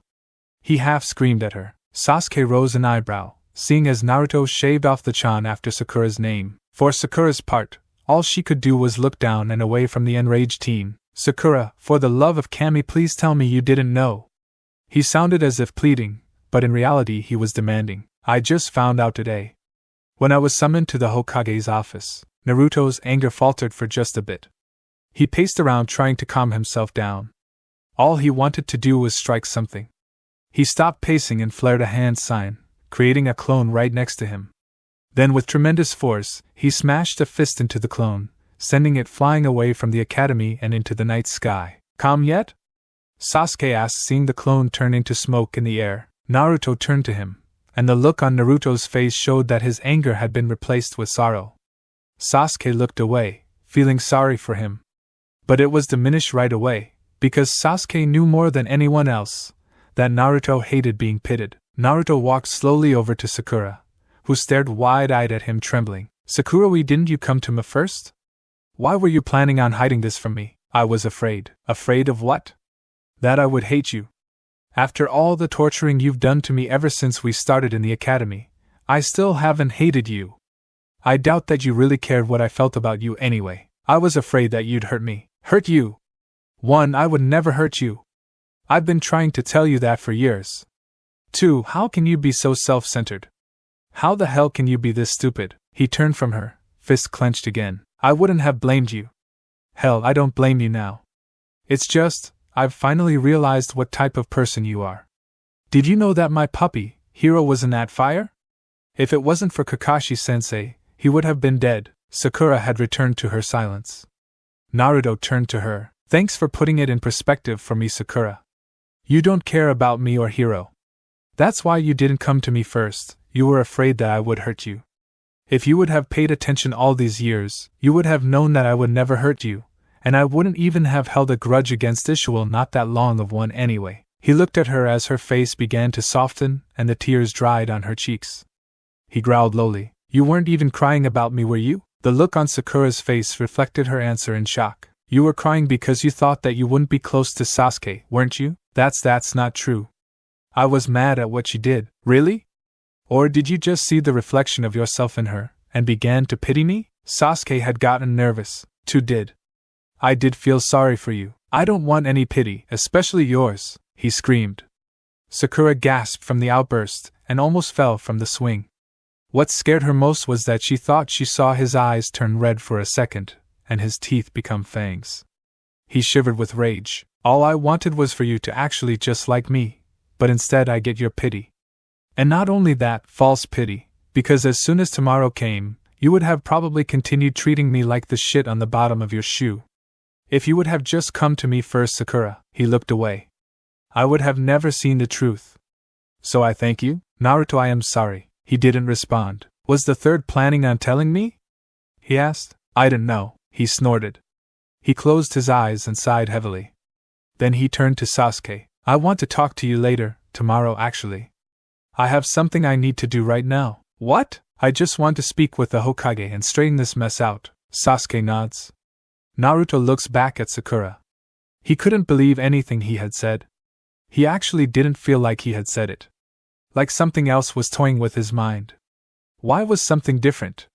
He knew the way Sakura had treated him in the past wasn't fair, but why now? She obviously didn't give a rat's ass about Naruto, his apartment, or Hiro. And if she did, it wasn't much at all. But why would this make Naruto explode? As Naruto leapt towards the Hokage's office, the flames inside his mind began to change. Now the white flame only burned like a small leader, and the black flame bellowed high. He landed at the window to the Hokage's office.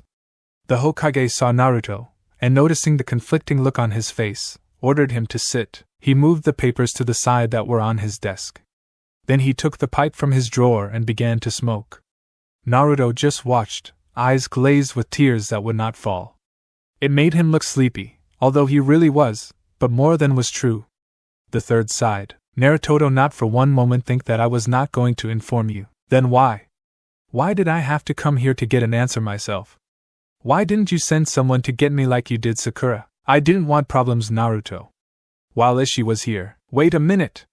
You thought if I was here there would be problems?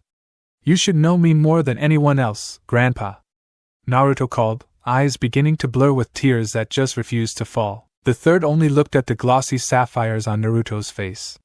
It made him want to cry as well, but he remained subtle. "Naruto, with the past few events, such as you learning about the Kyuubi, and the attempt on your life by a well-respected Leaf Nin, I had to take all the necessary precautions. I am sorry if I have offended you, but you must understand." "Offend me? That's all you think? To feel like you've betrayed me? How could you keep such things from me? You are human, Naruto, and if I would have told you about what Ishii had done, not just with Ishii, why wouldn't you tell me about the fox? I don't care about a decree. That decree can burn in hell for all I care." You know me, Lord Hokage-sama. You know I wouldn't hurt anyone in this village unless absolutely necessary. You know me. No, Naruto. I don't. I don't know you at all. You are not the same brat who painted Hokage Mountain countless times. You are not the failure of the academy. You are not the innocent child who I cared for. Naruto looked at the third in shock. What do you mean? He said, lip quivering. I am well aware of what would have transpired if Iruka wasn't present at the time of the incident last night. I know, Naruto, that you would have the blood of Mizuki on your hands if he would not have stopped you. The Naruto I knew would have never done anything that rash or vindictive. Naruto trembled now. His jaw shook, as if trying to hold back a flood of tears. I look at you, Naruto, and I see a fine shinobi. But I also see a man filled with pain, and anger, and hatred. As I see this man, I feel obligated to protect him, from others and himself. But as I see today, I can no longer do that. As hard as you've tried to keep all of your emotions bottled up, you've failed to forge them. Many of your comrades and teachers may have been fooled, but I am not. I see the rage you hold bubbling inside of you, and now it is overflowing. You can't hide it anymore, Naruto, and you will have to learn how to deal with it, without me holding your hand. Naruto dropped to his knees. He wanted to cry. Wanted to scream, to anything. But he couldn't. It was all in the open now. His false happiness, his perky illusion. It was all shattered. There was no way he could hide it any longer, and was afraid of it. The person who he'd been lying to the most was himself. And the lies just kept coming. The trust that he thought he had was a lie. Those who he thought really cared for him, he thought it was all a lie. He couldn't even hate anyone, especially the third. He understood that the whole reason he was lied to was because he lied to himself. Naruto, if it helps, continue on with your charade. But I warn you, it will never end good, no matter what you do. Naruto stood, turned and exited the Hokage's office. The entire time, he hadn't shed one tear. The Hyuga residence is silent. The only sound heard is the pad of light footsteps going throughout the house. The footsteps stop in front of a door, and continues as the door opens. Then the house is plunged into silence once again. Sitting in meditation is the Hyuga head, Hayashi Hyuga. He scrunches his brow, annoyed at the intrusion. This better be important, he said, eyes still closed. Father. Speak clearly or leave me be, Hinata, he said, finally opening his eyes. The white-eyed heiress just swallowed and took a deep breath. Father, I passed the Jenin test today and have been assigned to Squad 8, under Kurinai-sensei. He stared at his daughter for a few seconds. That's it. Hinata, do not disturb me while I am meditating with such mediocre success. If you want to tell me something, come back after you've passed the Chunin exam. Now got to bed. Get enough sleep so you won't pass out for nothing, as I've been informed about. And that goes for you too, Hinabi. The smaller Hyuga had been sitting by the doorway listening in on the conversation, and once her name was called, she immediately replied yes, father, and scurried away. Hinata had been on the verge of tears, but they didn't show. She didn't refuse to cry, she just couldn't. She turned from her father, feeling destroyed, and skulked towards the room she shared with Hianbai. Hayashi sighed as he couldn't return to his meditations. He stood and walked down a hall towards his own room. Once inside, he locked the door and retrieved a picture from atop his dresser. It was a picture of a woman who looked almost exactly like Hinata, but her hair went all the way down her back. She wore a black shirt that resembled Hinata's, but on top she had the Jonin vest. Forgive me, my love. I could never say what you would. Hinata is growing up fine, without my help. I wish I knew a better way to show her I love her. She may have not realized it, but I've already told her that I believe she could pass the Chunin exams. I know it is much more harsh than you would have allowed, but I'm not as tender as you. However, I promise to take care of Hinata and Hinabi, and continue to remember you forever.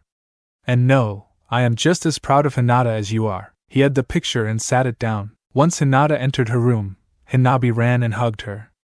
Hinata was surprised by the action but soon hugged back. I'm happy for you, Nei-chan. Thank you, Hinabi-kun, she said, squeezing her little sister. And I think Daddy is too. He's just too cranky and old to show it. Hinata smiled and giggled. Don't say that. Father is a very stressed man, and has a lot to deal with right now. You mean since Mommy died? Hinabi said, sorrow filling her. The same happened to Hinata as well. Yes, that is what I mean. Hanabi hugged her older sister one more time before going to bed as instructed. Hinata did the same and laid in her own bed. For a while she just laid with her eyes closed trying to sleep. Then she heard the door to the room open. She went completely still. She heard footsteps. Then they stopped. After a few seconds they continued again, sounding closer to her. They stopped again. She didn't want to open her eyes. Then, she felt on her forehead. She almost opened her eyes until she heard someone speaking. I am very proud of you, Tenchi. Then the person leaves.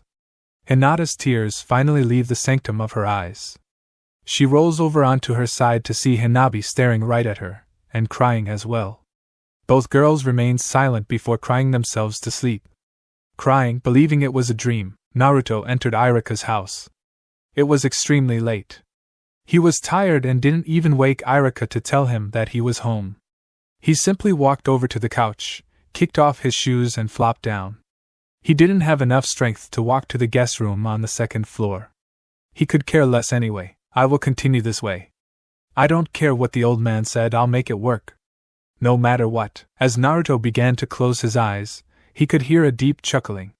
He had no time to think about it, as he soon found himself fast asleep. The two flames inside of Naruto were extinguished. But not permanently, just for the day. And they were extinguished by the tears that would not fall. The thump of each and every footstep is heard as the young boy runs through the street. It's so quiet you can hear the drops of his tears as they hit the dirt ground. He is running with his eyes closed, not wanting to see the death that surrounded him. The sky, edged with black buildings, glowed red. The clouds seemed to move at 10 times normal speed. Brother! Please stop this! He trips and falls. But no solid stopped him. He plunged, flipping head over heels, into darkness. In a matter of seconds he landed on a wooden floor. He struggles to bring himself to his knees. His struggle is interrupted by voices. Sasuke, come help us. His eyes dilate. He slowly turns around and finds himself sitting in his parents' room. All the furniture was gone, and a blue light spilled into the room from the window. His parents sat side by side in the middle of the room. Sasuke's brother, Uchiha Itachi, stood right above them. Don't let him kill us, Sasuke. His mother said while still smiling. Yes, stop him, Sasuke. His father taunted. Or are you too weak to stop him? They both call. No! Stop it! The young Uchiha called, gripping his head. The room changed. His parents' faces were all over the walls. Stop him, Sasuke.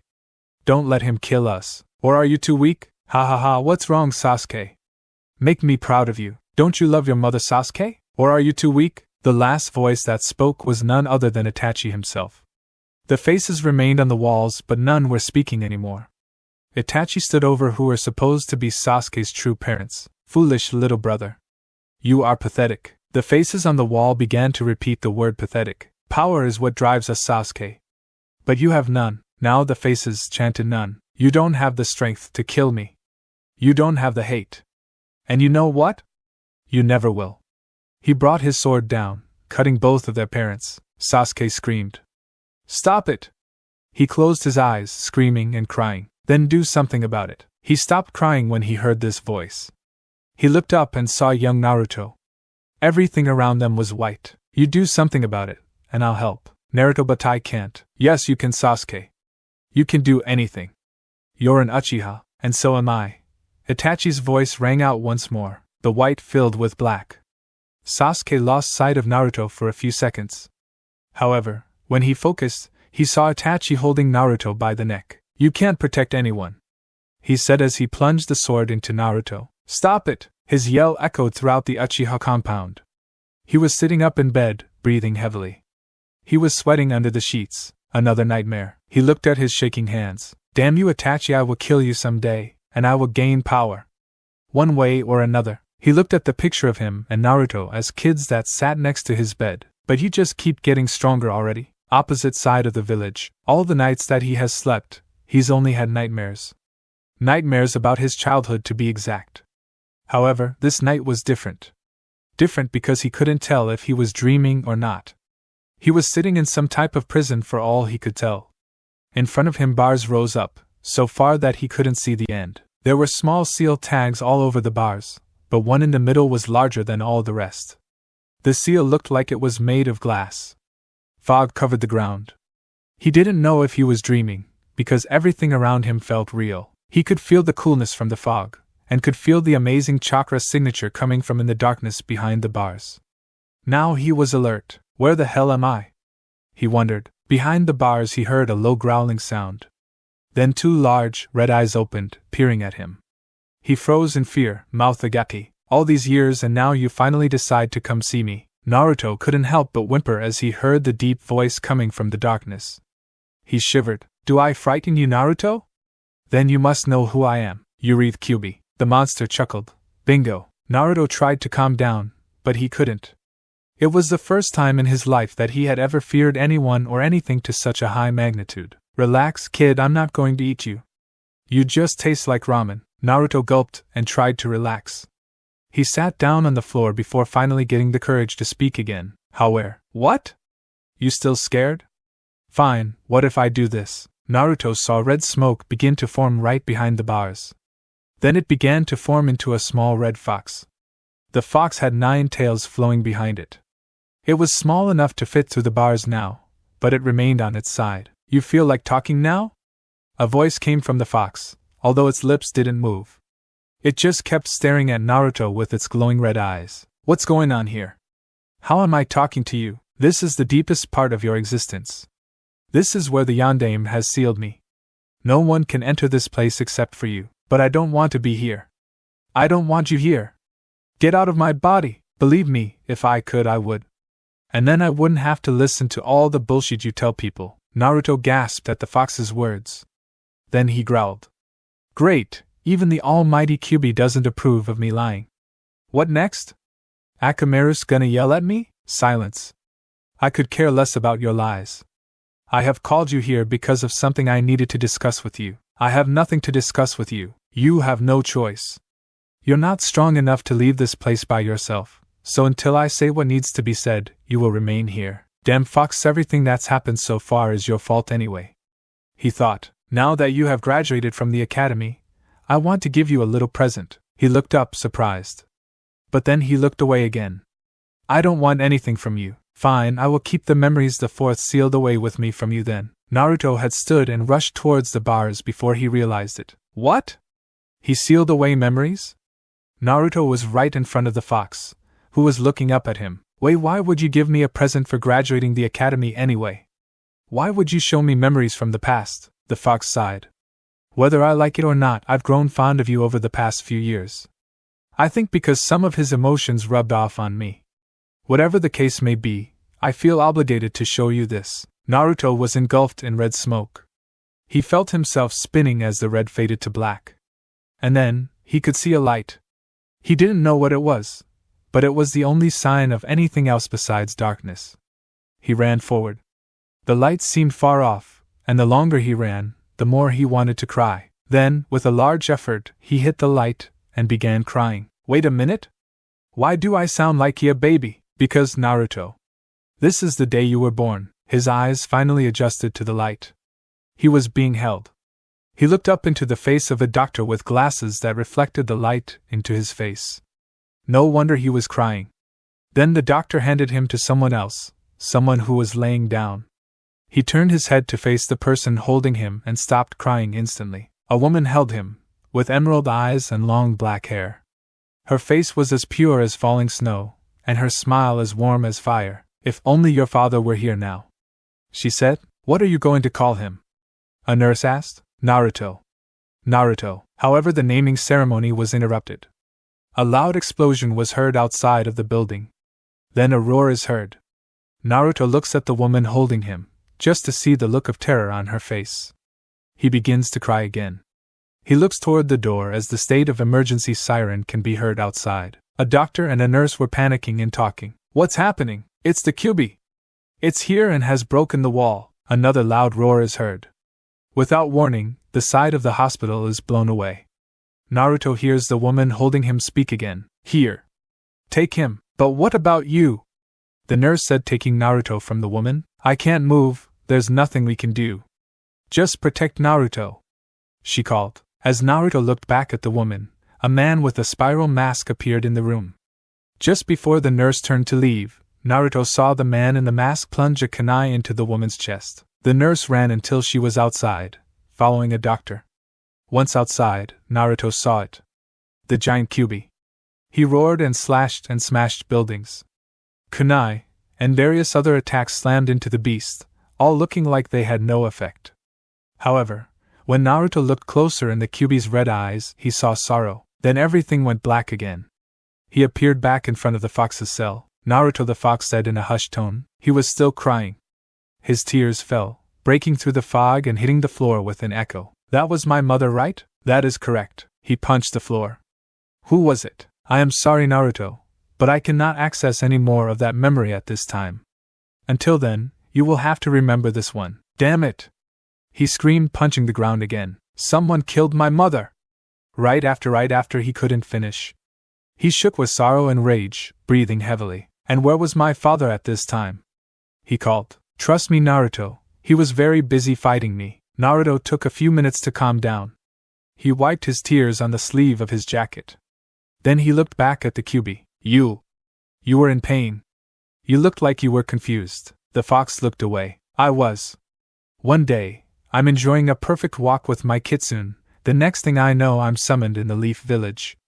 I didn't know what was happening, but when the villagers began to attack me, I had no choice but to attack back. So you had no intentions of destroying the Leaf Village? Of course not. The truth is that I had ties with the Leaf Village. I was friends with a Toad King, named Gamabunta, who was the Leaf Village's sacred protector. Don't believe everything people say, Naruto. Just because we were different, they hated us. I looked like a vicious creature and was treated as one. However, the death of your mother was not an accident, as you have seen. Naruto looked away. He didn't want to trust the fox, and didn't know if what he had just shown him was true, but it all seemed to fit. Like he had remembered it his whole life. You can hate me, Naruto, and it's only fair, but I will be here only to help you. The Kyuubi stopped as he felt a hand on his head. I don't hate you. I understand you. They hated you because you were different, just like me. But I guess I can't be selfish that way either. It's not me they hate, not really anyway. They still see you, and hate you. I don't exist. It's only you. He stopped as he heard the fox purring. He chuckled. It's all just a perspective. As far as I'm concerned, you're harmless. The fox had stopped purring. Then it tried to take a bite out of Naruto's hand. Who you calling harmless? Hey, that was uncalled for, he said, smiling. That's not funny, Naruto. You trying to hurt my pride or something? Naruto could only laugh at the fox. Then he sighed. Why did you wait until now to talk to me? There are many reasons why, Naruto. The main reason, I guess, is because of that seal. As long as that seal remains on there, I have no connection to the human world. However, 2 days ago, the seal cracked very slightly. Naruto looked up and noticed that a small crack was on the upper right-hand corner of the seal. How'd that happen? I don't know. I think it happened once Mizuki told you the truth about me. Your anger slipped, and somehow, you began to take chakra from me. I took chakra from you? Yes. I don't know how or why, but you did. So the weaker that seal gets, the closer you come to getting out of here? That is correct. After a few minutes, Naruto stood. I need to get going. Naruto, do not tell anyone of anything we have discussed. I will tell you when the time is right to let someone know. Alright. Just between you and me. Do not get me wrong, Naruto. Do not try and release me from the seal, because if I get out, I will take revenge on the Leaf Village. But I thought you said, things have changed, Naruto. Just as you have. Naruto felt himself being pulled away from the cell. Then, he jolted up straight. He felt water under him. He looked down and saw that the entire couch was wet. He was sweating beyond human possibility. He pushed down on the couch, making a little sweat pour and drip onto the floor. He felt numb, and his arms trembled. He stood and almost fell over. His legs felt like gel. Damn it, what the hell just happened? He wiped the little sweat that still held onto his head. He stumbled to Iruka's bathroom and undressed. He got in the shower and let it run over him. My mother was murdered. Why would someone do that? Why my mother? For a second he wanted to say why not Sakura's mother. He washed and dressed. When he exited the shower, he found Iruka in the kitchen cooking breakfast. Iruka-sensei, what are you doing up? It's 4:30 a.m. He yawned while scrambling eggs. I know you have to meet Kakashi in a little bit, so I decided to fix you something to eat before you go train. Oh thanks. He sat at the table and put his head down. If what the fox showed him was true, then sooner or later, he would want to find his mother's murderer. And where the hell was his father? Where was he now? He gritted his teeth and growled. Iruka heard him. You okay, Naruto? Huh? Oh yeah? I'm fine, he said, faking a smile. Iruka just sighed and continued to cook. He finished and placed the plate down in front of Naruto. Thanks, Iruka-sensei. Wait, where's your plate? That's all the breakfast food we have right now. I'll go get some more later. He looked down into the food. He pushed the plate forward. Here, you eat it. Iruka chuckled. No, Naruto. I cooked it for you, but if it's the last of your food, then I have no right to eat it. Naruto, it's the last of our breakfast food. There's plenty of stuff left in the kitchen. Did you say our? Of course. As long as you stay here, anything that's mine is yours. And yours is mine? Not unless you trust me enough. Naruto looked at Iruka, feeling more respect for him than ever before. There are some people who I don't need to fake happiness with. Iruka-sensei is one of them. Hurry and eat, Naruto, or you'll be late. Naruto quickly ate and then left. He ran towards the exit of the village. He thought about how hectic the day was going to be. Almost at the exit to the village, Naruto saw a flash of blue behind a large wall. He stopped running and looked. Another burst of blue was seen and a gentle, almost cute grunt was heard. What the hell's that? He thought and ran towards the fence. He jumped up and stood on it. He was staring into an extremely large backyard that looked like a training ground itself. The only difference was that there were wooden dummies all over the place with dots covering them. Naruto watched as a girl spun and sent a large burst of chakra arching into the air. Then the girl saw Naruto and squeaked. She flushed red and took a step back, tripping over an exposed branch. Naruto dropped down and went to help her up. Hey, you okay, Hinata? What's wrong with you? She could only tremble and hold her breath. She seemed to be whimpering. Huh? Wait, you're not scared of me, are you? He said, taking a step back. Hinata saw and opened her mouth. Finally, something came out. No, she half yelled. Then what's wrong with you? You act like you've seen a ghost or something. Sorry, Naruto-kun. Naruto looked confused at the girl. He walked over to her, and her blush spread. She looked down, away from him. What are you doing out here this early anyway? Hinata faced him, the color on her face slowly fading. I just wanted to get a little more practice in with the basics, you know. The basics, huh? I've never seen anyone move pure chakra to their will like that. It was like you were making it dance. It's the basic for Hyuga training. Hyuga training? What's that? A type of training that only those of our bloodline can undergo. We have to have perfect chakra control and manifestation. Looks like you've mastered it. No, not really. I'm still training at an academy Hyuga's level. That's why I wake up every day at 3 a.m. and practice until I can't raise my arms. 3? Every day. Hinata's face flooded with pink again. Wow. I respect that, Hinata. Maybe I should try getting up early and training from now on. Then he stopped. Shit. Training.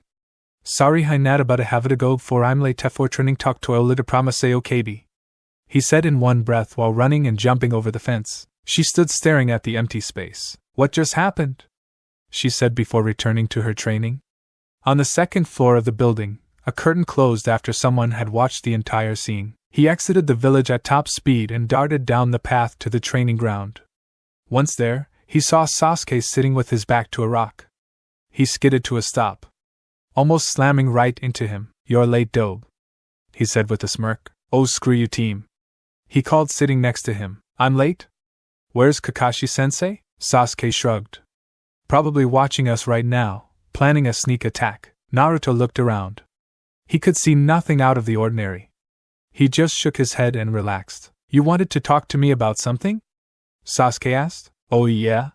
What's the deal with you giving me the cold shoulder after graduation? Sasuke frowned slightly, remembering the nightmare he had. There was something I needed to take care of by myself.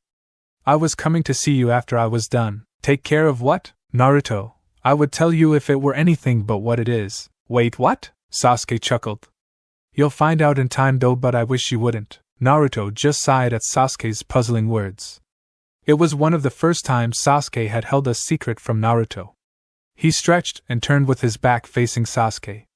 Sasuke turned and leaned his back against Naruto's. When we go on missions, we'll watch each other's backs, alright? Naruto said. Even when we're not on missions, dope. Just because we're Jenin now doesn't mean anything will change. Sasuke lied, but he wanted to sound true enough to convince himself. 1 hour later, Naruto and Sasuke sleep back to back. A small cricket hops towards them. Then it lands on Naruto's leg and bounds up to his face. He slowly opens his eyes and yawns. The cricket hops off and Naruto watches as it disappears into the bushes. Wait, that thing was ick! He yelled, wiping his face. Ugh, disgusting bugs! Stop yelling, dope, Sasuke called, rubbing his eyes. Naruto scowled at him. He looked towards the sky. It was still dark, but the sun's light was visible beyond buildings. The sun's rising? It's been about an hour, and he's still not here. Just as he spoke, Kakashi appeared in a swirl of leaves. They both stood on their feet. What the hell? Where were you? Naruto called. Well, I came by earlier, but you two were sleeping so peacefully that I didn't want to wake you. So I left. Sasuke looked startled. You were here earlier? That's right. And the first thing I'm telling you is this. Never let your guard down, even when you sleep. If I were an enemy, I wouldn't have hesitated to take both of your lives. Sasuke and Naruto both looked down. Now I assume both of you know why Sakura won't be joining us today, correct? They nod. We also haven't had enough time to find a third person to fill in her spot for the time being.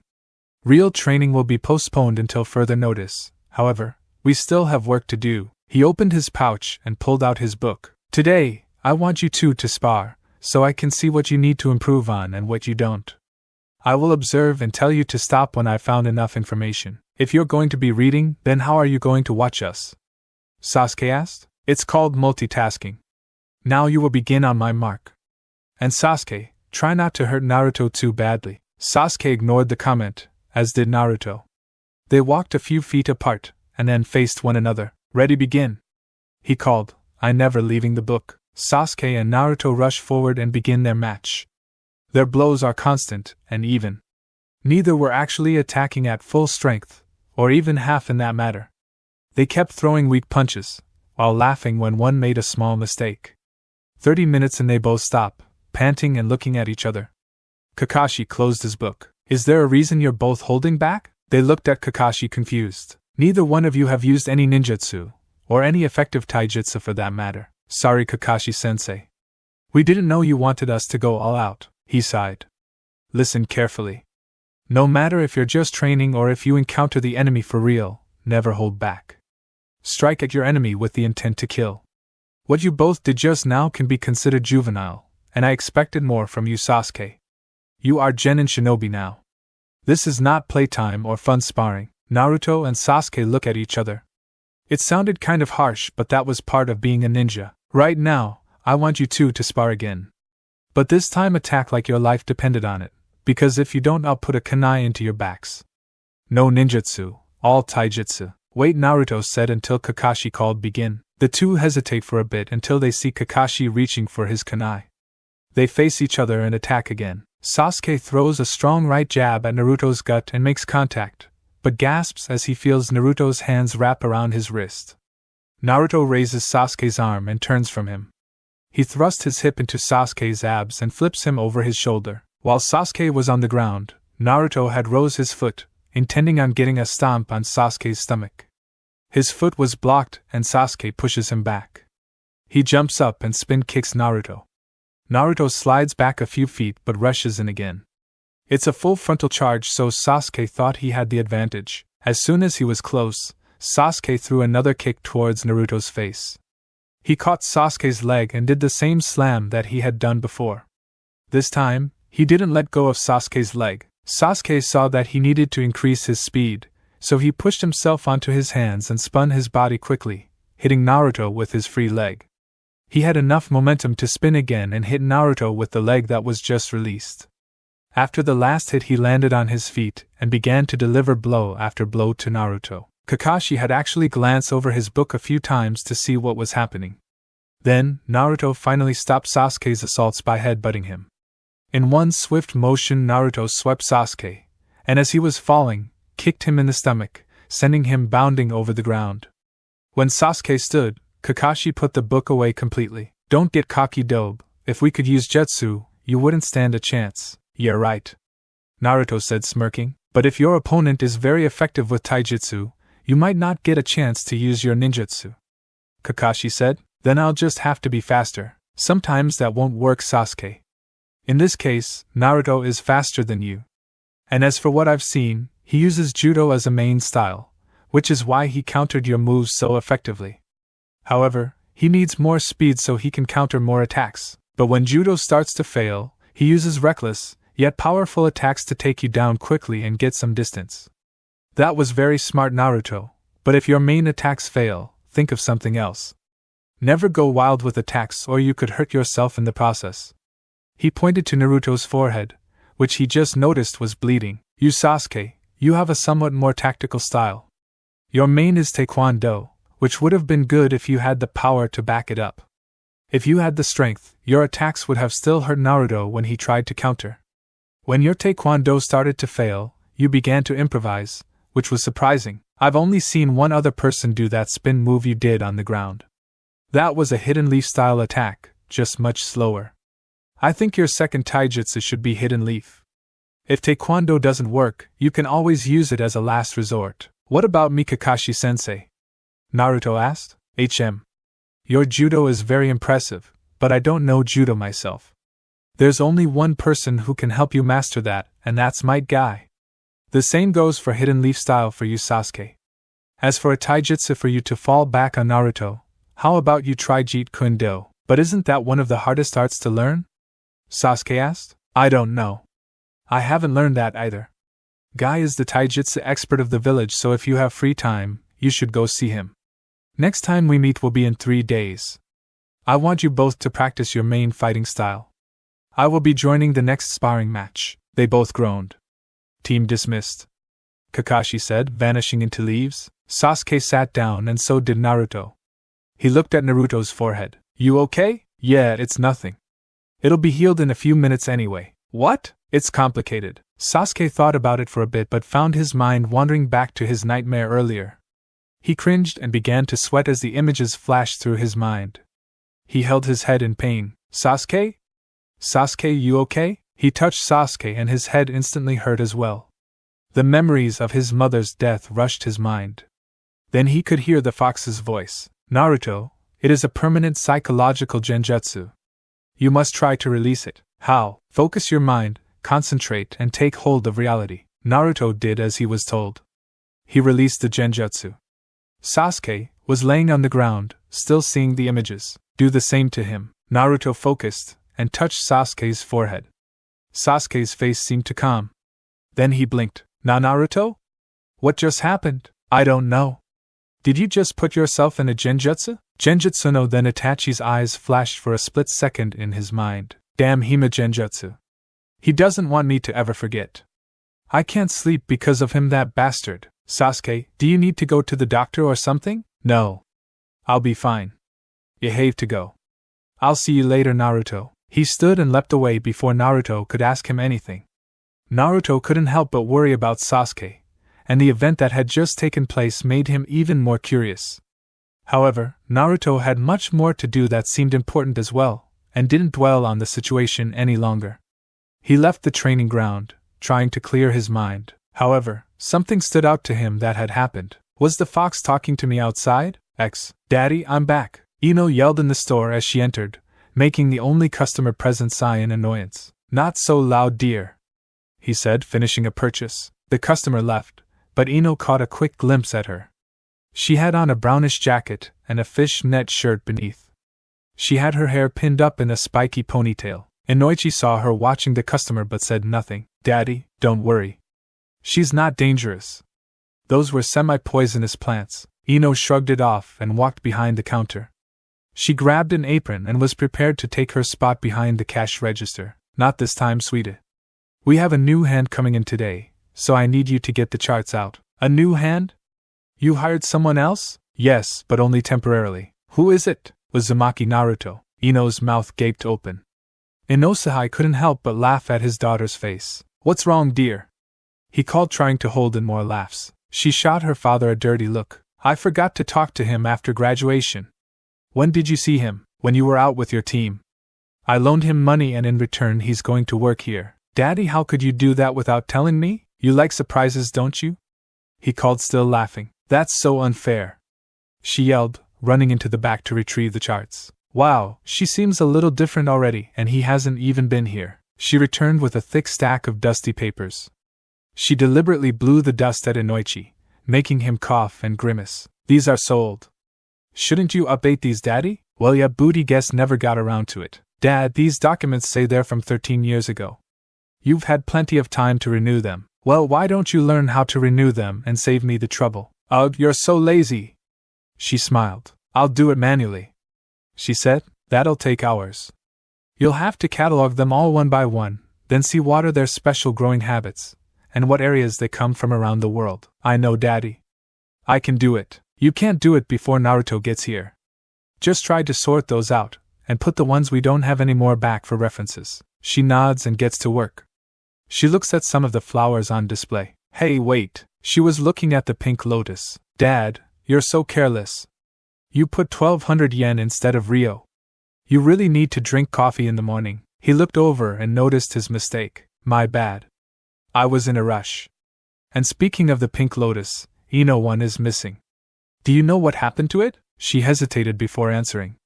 Oh no, I don't. Funny, 'cause I thought that stock said that 12 were coming in, but we only have 10, counting that someone bought one today. You brought them in, right? Yes, but I don't have a clue what happened, Daddy. They must have made a mistake. Kunoichi frowned. Well, okay. But if you find out what happened to it, tell me. I don't want to have to work our extra hand even longer to pay for the flour. Ino gasped and blushed. He knew. Ino's blush didn't fade, even when Naruto had arrived. As soon as she set foot in the house, she had a feeling that something bad was going to happen. Her training with Team 8 had went way too smoothly, so she knew something bad had to happen right afterwards. Although as much as she wanted this thought to be false, it wasn't. Nei-chan, Papa wants to speak with you, Hinabi said with her head down. Hinata gulped, not liking the tone her little sister had used. She walked slowly through the house and towards her father's meditation chamber. Hinabi slid the door open and bowed on one knee. Hinata walked in and did the same. Hayashi looked at Hinata with a look of slight disdain. Rise, he said sternly, sending a chill down Hinata's back. Hinabi, leave us be. Hinabi left in a hurry. He glared at Hinata, making her feel uneasy. She had started to twiddle her fingers again. I will get straight to the point. Hinata, I don't ever want to see you talking to that demon child again. Naruto, as he is called. Hinata almost passed out again from her father's words. She looked around desperately, as if there was something in the room that could help her. She started to shiver with the pain of sorrow. Father, Naruto is not a demon. Naruto has never done anything to anyone. Do not even speak that demon's name in my presence. Hinata, he took away what was most precious to us. She suffered for years before death took her into its embrace. Hinata knew he was talking about her mother. She had been hurt when the Kyuubi attacked, but the fatal effects didn't show until after Hinabi's birth. No one ever knew why. Hinata was one of the only genin who knew about the demon being in Naruto. The Hokage had explained it to Hayashi when she had died. Nahat was not Naruto's fault. He was just a baby. He is not the Kyuubi. Hayashi grew furious. Leave my sight, Hinata. Leave me, or I swear by Kami I will hurt you. Hinata bit her lip, but not from complete sadness. Because her father would blame Naruto for her mother's death. It wasn't his fault at all. How could he just blame someone for what happened without a second thought? She turned and left the room, running to her own. She laid onto the bed and began to openly cry. Hinabi crossed the room and sat by her sister. Hinata? Why did Daddy call that orange boy a demon? She turned to Hinabi and stopped long enough to speak. Because, Hinabi, father is a fool. He will never understand how I feel or Naruto. Naruto is not a demon, and don't let anyone, not even father, tell you otherwise. He was once again sitting in his office, the sacrificial part of being Hokage. Nothing to do in the middle of the day besides paperwork. With a sigh he glanced out his window and towards Hokage Mountain, which portrayed the faces of 4 unique men. However, one stood out to him the most. He found his mind drifting back to his conversation with Naruto, no more than 12 hours ago. He wasn't expecting a knock at the door to interrupt his thoughts, nor was he expecting the person who knocked. Naruto. What a pleasant surprise. Have a seat. He motioned to one of the chairs in front of his desk. He silently sat down, but he looked like something else was on his mind. Pushing whatever it was away, he looked at the Hokage, smiled, and bowed. "Good evening, Hokage-sama. How's your day going?" The Hokage frowned slightly, seeing that Naruto still had his charade going, but he knew there was nothing he could do about it. "It is fine so far, Naruto. How about you?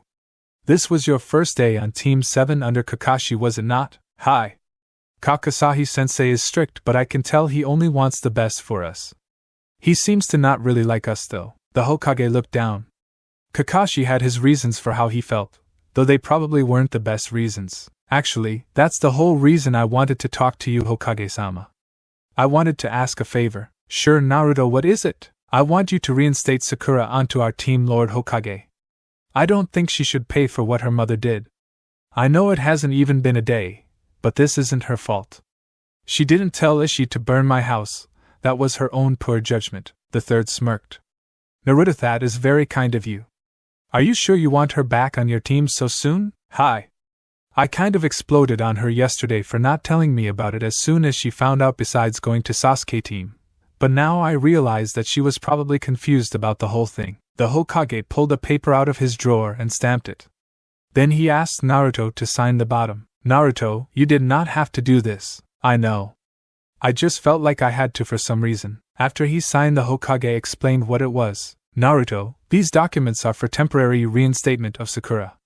If you feel she does not deserve to be returned to the team, bring them back and I will immediately remove her from the Jenin roster, permanently. However, after a week has passed and you have not returned these papers, she will be put onto your team for good, and you will have no say in the matter anymore. Is that understood?" "Yes, sir." "Fine. Take these papers to Kakashi. He will return them to you the next time you go for training." As Naruto left, he frowned. He was avoiding talking to Naruto about what he really wanted. The scroll that Mizuki had wanted.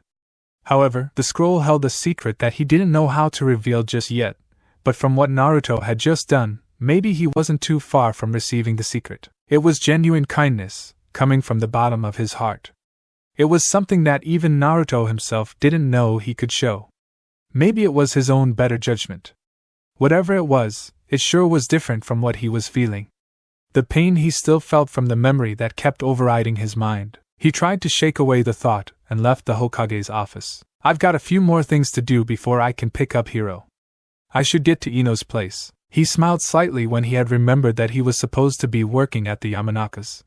He hadn't seen Ino at all since they had graduated.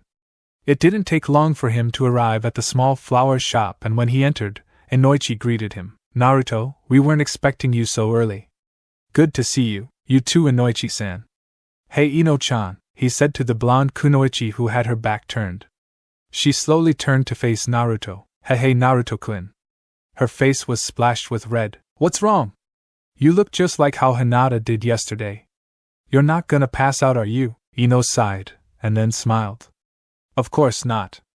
No, here." She got an apron from behind the counter and gave it to him. She waited as he struggled with it. Then when he was officially tied up in the drawstrings, she pulled it from him. "Ugh, give it here." She tried to put it on him, but it was too small. "Naruto-kun, you should take off your jacket. This won't fit with that on." "Ah man. You don't have a bigger size?" "No, now just take the jacket off," she said, a little annoyed. "Please, Ino. Two can't." "Are you sure there's no bigger size?" "No, Naruto. Don't make me have to take it off for you." She looked away, blushing as she said it, thinking she had just worded that sentence wrong. He hesitated for a moment. Then, with a defeated sigh, he slowly unzipped it and hung it on a coat rack. He was wearing his dark blue t-shirt beneath it. Ino rose a brow at him. "Naruto, hat's that on you arm?" He quickly turned from her and covered the mark she was talking about. Kunoichi was now looking as well. "Naruto, hat, is that mark on your arm?" he asked. He looked up at Kunoichi. His eyes were glazed and fearful. He began to breathe just a little heavier. His lip trembled. All he could do is gulp and look between him and his daughter. "It's fine to tell us, Naruto. We won't tell anyone if you don't want us to, right, Ino?" "Yeah, Naruto-kun." "What's wrong?" Naruto looked down. Then, after a few moments of standing with his hand on his arm, he slowly raised the short sleeve on his shirt. A large gash, going from his forearm all the way to his shoulder, stood out from his light complexion, seeming to glow red. Ino stuttered at the sight, and Kunoichi sighed in disappointment. "Naruto, how did that happen?" Kunoichi asked. Naruto completely took off his shirt, revealing cuts and gashes all over his chest, arms, and stomach. Ino slowly moved toward him. She couldn't speak. She just stared with her mouth agape at the destroyed flesh on Naruto. She slowly touched a scar on Naruto's chest. He winced, making Ino withdraw her hand. "Ino, stop," Kunoichi said. Ino just stood in front of Naruto, wanting to cry for him. "How did all of that happen, Naruto?" Kunoichi asked again, trying to hold back a tear as well. He looked down, away from them both. "This is what happens when I make villagers mad at night. They make me pay for what I did to the village by beating me and stabbing me. No one ever comes to stop them when they hear me crying, they just look the other way like nothing is happening.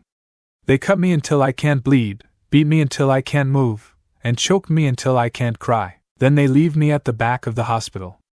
They don't want me to get better really. They just want me to come back out for another beating." He pointed to a long scar going from his right collarbone to his left in an upside-down arch. "Thesis from when someone really tried to kill me. It happened 2 weeks ago. I was coming home from the academy, but a group of people began following me. I tried to run, he began to choke up. This memory was harder than any of the others to tell, but they chased me into an alley. 2 yelled for help. Yelled for Iruka-sensei, but he was still at the academy. There was no one that would help me. No one around that cared. They began to surround me. They hit me with anything they could get their hands on. I was hit with a pipe, stabbed with broken glass. When it stopped, I thought someone had come to stop them from hurting me. I was wrong. A man. I couldn't see, his facade was so dark. He sat on top of me. He smelled of strong whiskey and ginger. I knew he was drunk. He went into his shirt and brought out a dagger. He rose it in the air and the people behind him began to cheer. He said that he would end the demon spawn forever. They all cheered again and began to chant, "Kill him." The man's hand was so shaky and unstable. As soon as he put the blade to my neck, it broke skin. But his hand slid and the blade cut into my collar, and he yanked it all the way to the other side. He started laughing, realizing he had messed up. He shoved the blade into my side. Then he said that he knew the perfect way to make me suffer. He began to pull my pants down, but I passed out. Naruto had cried while halfway through. Ino still stood in front of Naruto, and Kunoichi had sat down and was writing on a pad. He clutched the pen hard and had only realized Naruto had stopped speaking when he crushed it in his palm. He looked down at the inky mess and then turned to Naruto. "Now Naruto, forget about working today, I want to talk to you if it is fine." He left the room to wash his hands. Naruto dropped to his knees and began to cry. The memories were always painful and he tried his hardest not to remember them no matter what. But he knew he couldn't. The fox left the scars on him as a reminder of what the villagers had done to him. All of a sudden, he felt arms wrap around him and he was pulled into the warmth of another. Ino had got on her knees as well and hugged Naruto. "I'm so sorry, Naruto-kun. I'm so sorry," she said, sobbing. Naruto wanted to hug her back, but he was confused and he felt weak. His arms felt heavy.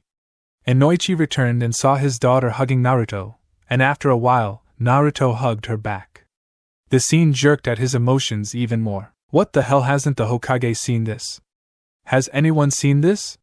What cowardly, pathetic person would do such a thing? Thinking of it only made him angrier, and when he saw the look in Naruto's eyes, he wanted to crumble. How could they do something like that to him, to such a young and innocent boy? They did it 2 weeks ago.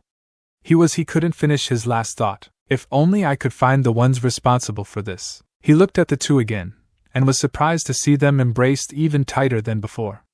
He walked over to them and touched Ino's shoulder. "Ino, I want to talk to Naruto alone for a bit. Put the close sign in the window, and then go to your room for a bit." "But," Kunoichi hugged her. "Just do it, Ino. Just for a little.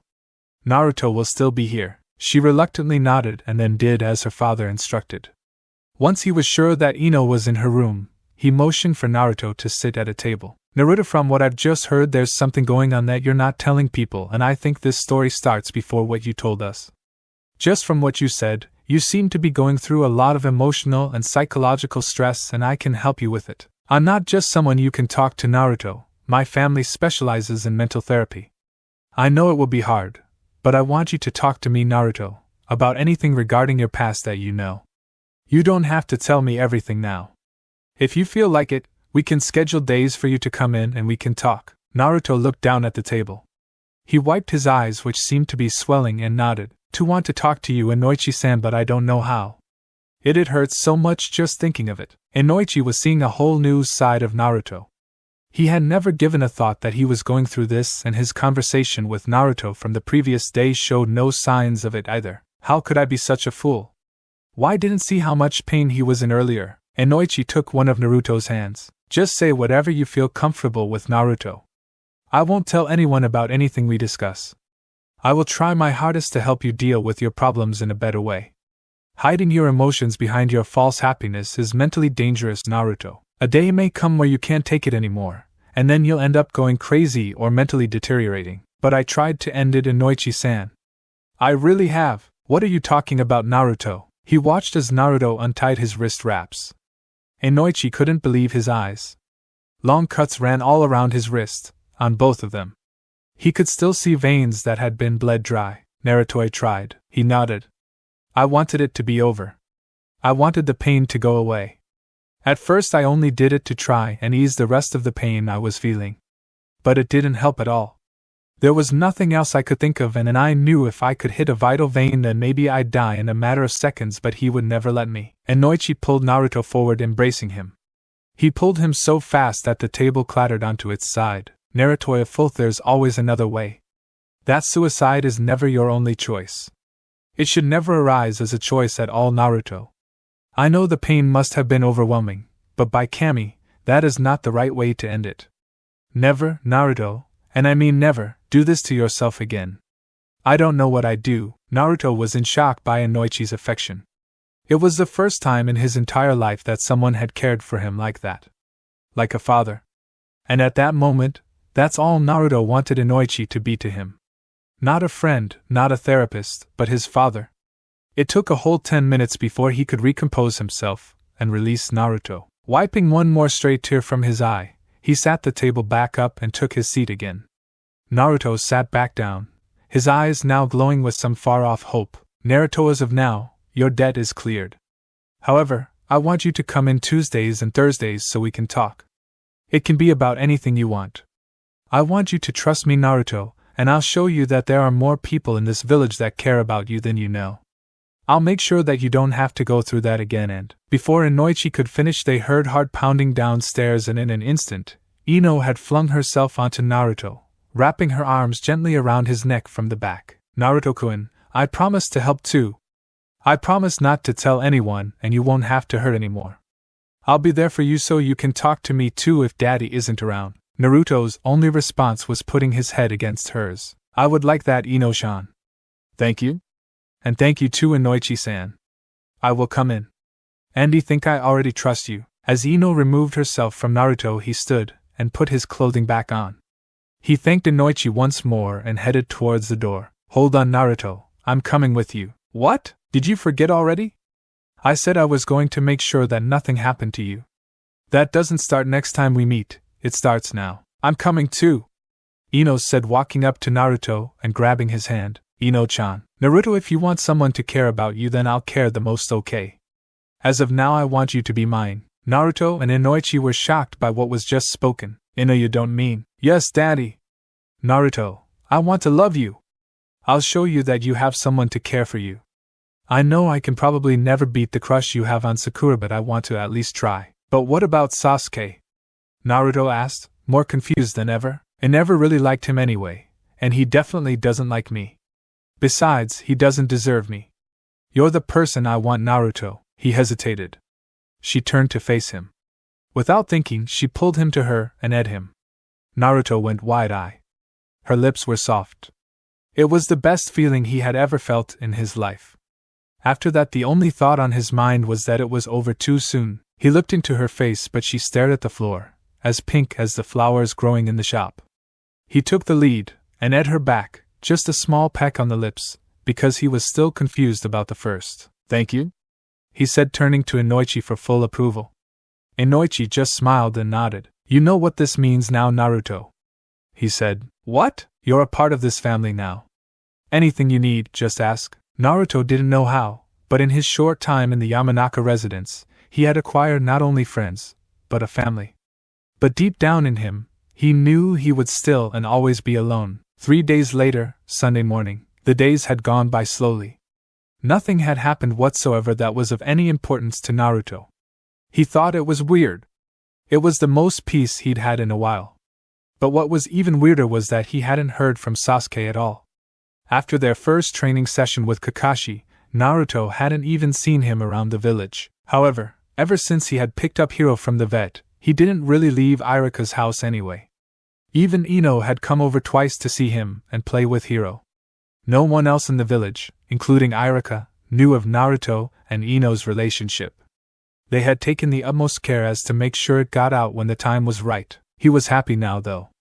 He was finally going out for his second training session, and Sasuke would be there.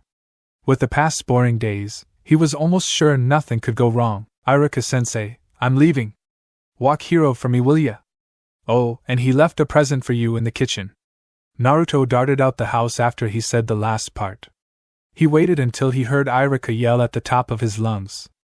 Naruto! He chuckled and then quickly made his way to Training Ground 6. Even if just a little, Naruto was happy that in the past few days, things had started to look up for him. Even the sun shined bright, as if finalizing his bliss. Once he made it to the training ground, he sat where he sat before. Sasuke wasn't there, but he didn't expect him to be. He had got there early. He laid back and started to watch the clouds float by slowly. After a while he heard someone approaching.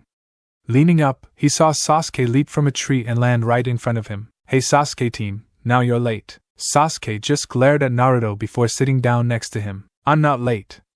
You're too damn early. Naruto was glad to see that nothing was wrong with Sasuke but couldn't help but ask. Did you figure out what happened with that genjutsu thing? Sasuke looked away. Just forget about it. But, forget it. Sasuke yelled, making Naruto flinch. He looked away again. Naruto looked back at the clouds. He watched as one slowly began to separate, and then break into two completely. They sat waiting for Kakashi in silence for another 2 hours. He finally showed up, and this time, either were asleep. Hello you two. So, did either one of you go see Guy? They shook their heads. It had slipped their minds. You're lucky then, because I have to cancel the spar anyway. We can finally begin your real training. You may join your team now, he spoke loudly. Sakura happily ran onto the training ground. Sasuke just sighed, but Naruto smiled. Welcome back, Sakura. Kakashi said. Thank you, Kakashi-sensei. It's not me you should be thanking. She turned towards the boys. Oh yeah? Thank you, Sasuke-kun, for having me reinstated. Naruto's happiness took a big hit from her words. He looked down, feeling regret for having gone to the third. You idiot, I didn't do anything. Naruto must have. What? No way, Naruto wouldn't have. He did, Sakura. Kakashi said. She gazed at Naruto. You didn't even give it a second thought. You just automatically assumed that Sasuke was the one who did it for you. He said without looking at her. It thought you would have been still mad at me. Naruto, I really didn't. Save it. I could care less anyway. Kakashi-sensei, can we start the training, already? Don't you two want to keep talking? He said, his head buried in his book. You just want to keep reading. Naruto called. Kakashi sighed and put the book away. And it just got to the best part. He stood up and went in his back pocket. He held out 3 bells in front of him. This will be your first exercise. It will test your every aspect of ninjutsu, kenjutsu, and taijutsu. All you have to do is take the bells from me. But be warned, if you don't attack with the intent of killing me, you won't get a bell. You have until sundown to retrieve 1 bell. Oh yeah, and if you fail this, you will be kicked from the Jenin roster and immediately sent back to the academy. What? Naruto and Sakura yell. Sasuke just gasped. You can't be serious. Note serious glare.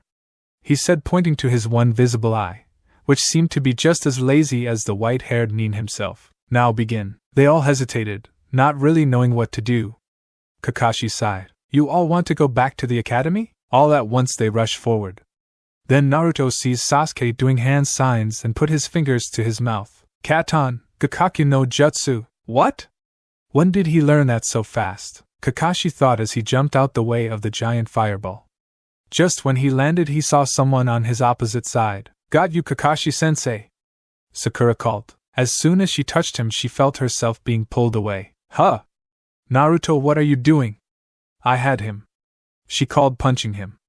Then, Kakashi exploded. "That wasn't Kakashi-sensei," he said, rubbing his cheek. Sakura flushed of color.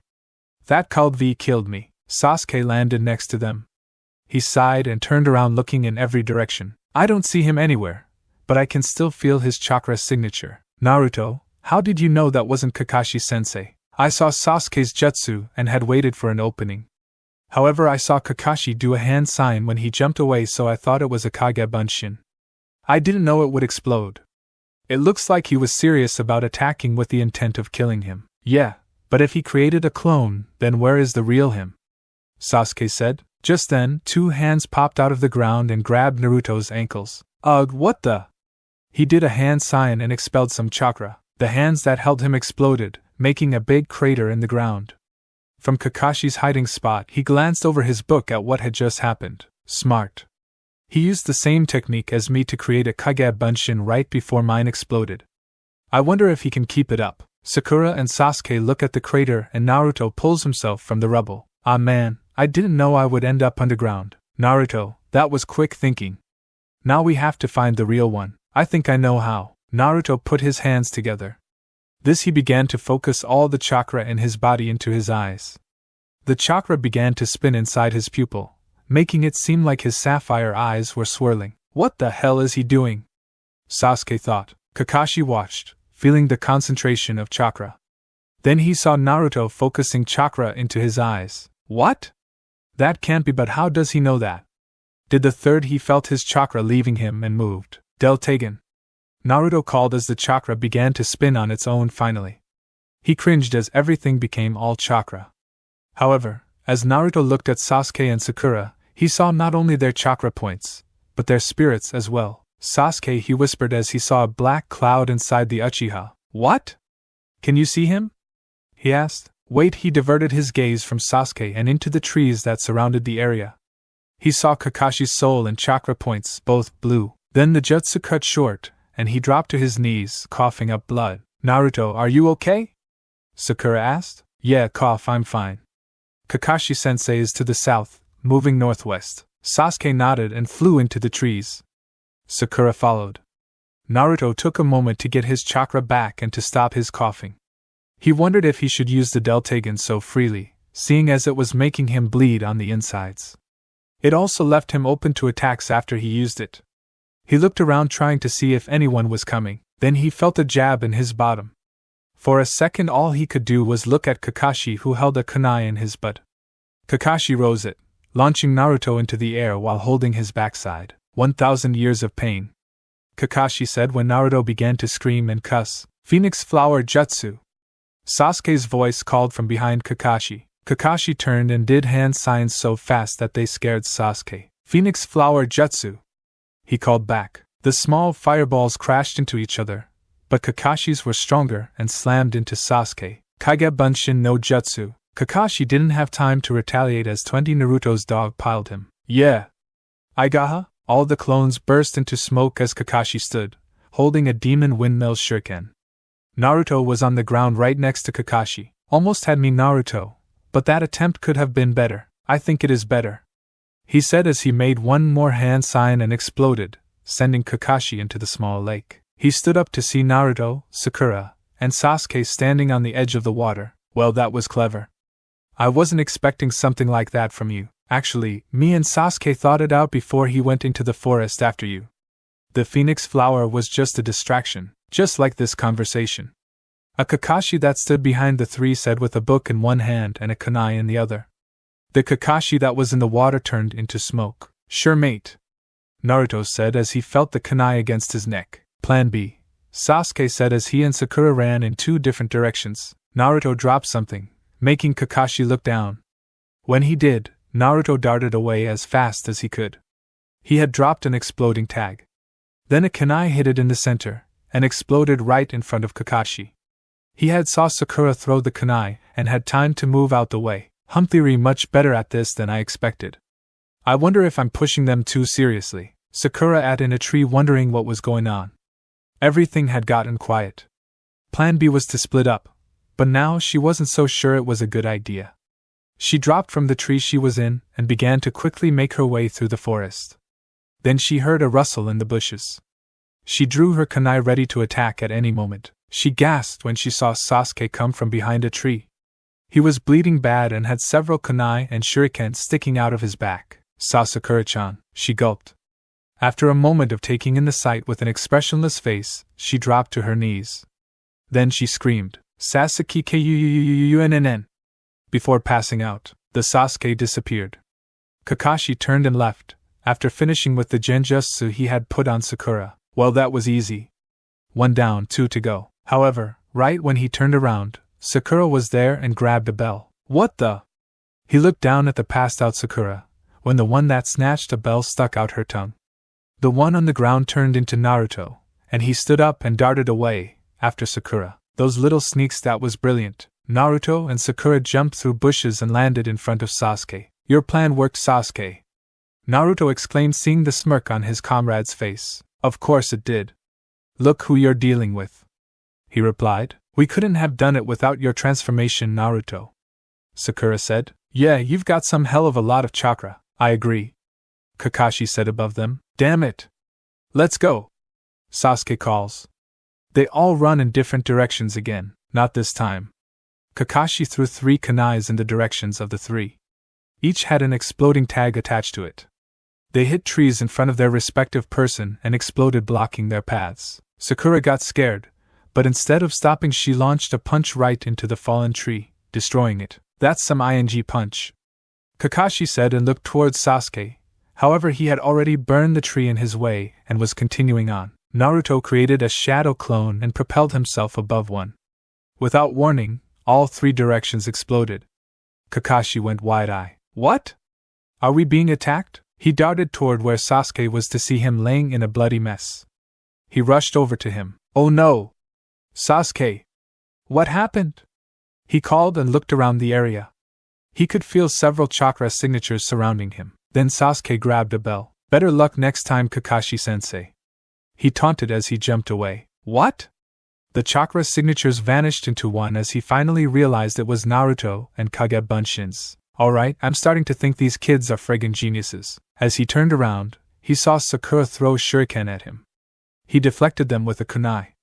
However, while some of the shuriken were still in the air, he heard Naruto's voice. Kage Shuriken no Jutsu. The shuriken burst into 20 and rained down on Kakashi, cutting the last bell from his waist. And just as it was about to fall, Naruto darted at him and snatched it. Kakashi could only stare in awe. They had finished much faster than he had ever expected. The last move caught him off guard, because he was still shocked from the exploding Sasuke trick. He slowly began to clap as all 3 of his students came into view. This was your first exercise as a team, and that was marvelous. You 3 have exceeded my expectations. Especially you, Naruto. Well done, thank you, Kakashi-sensei. They all say. Now doesn't it feel good working together? See how much you all can accomplish. Now come on. I have lunches for you and then you are dismissed. They followed him back to the training ground. They all were smiling, feeling some sense of accomplishment from beating Kakashi at his own game. Once they were back at the training ground, Kakashi told them to sit down by 3 logs.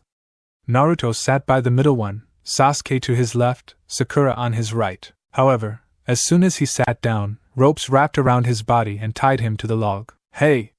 What the hell? What's the deal, Kakashi-sensei? He whined while he struggled against the bonds. Oh yeah, I forgot to mention. Last one who gets a bell doesn't get to eat, and has to watch their teammates eat. Sorry, Naruto, he said as he handed Sasuke and Sakura lunches. Sorry? If you were sorry you'd let me eat, he cried, rumbling loudly. This is so unfair. Kakashi turned from them. I have something to do quickly. Don't leave, I'll be back. Oh, and don't feed Naruto or I'll immediately kick whosoever does off the squad, permanently. He shoo-shined away. Oh come on, Kakashi-sensei. Come back, you can't be serious.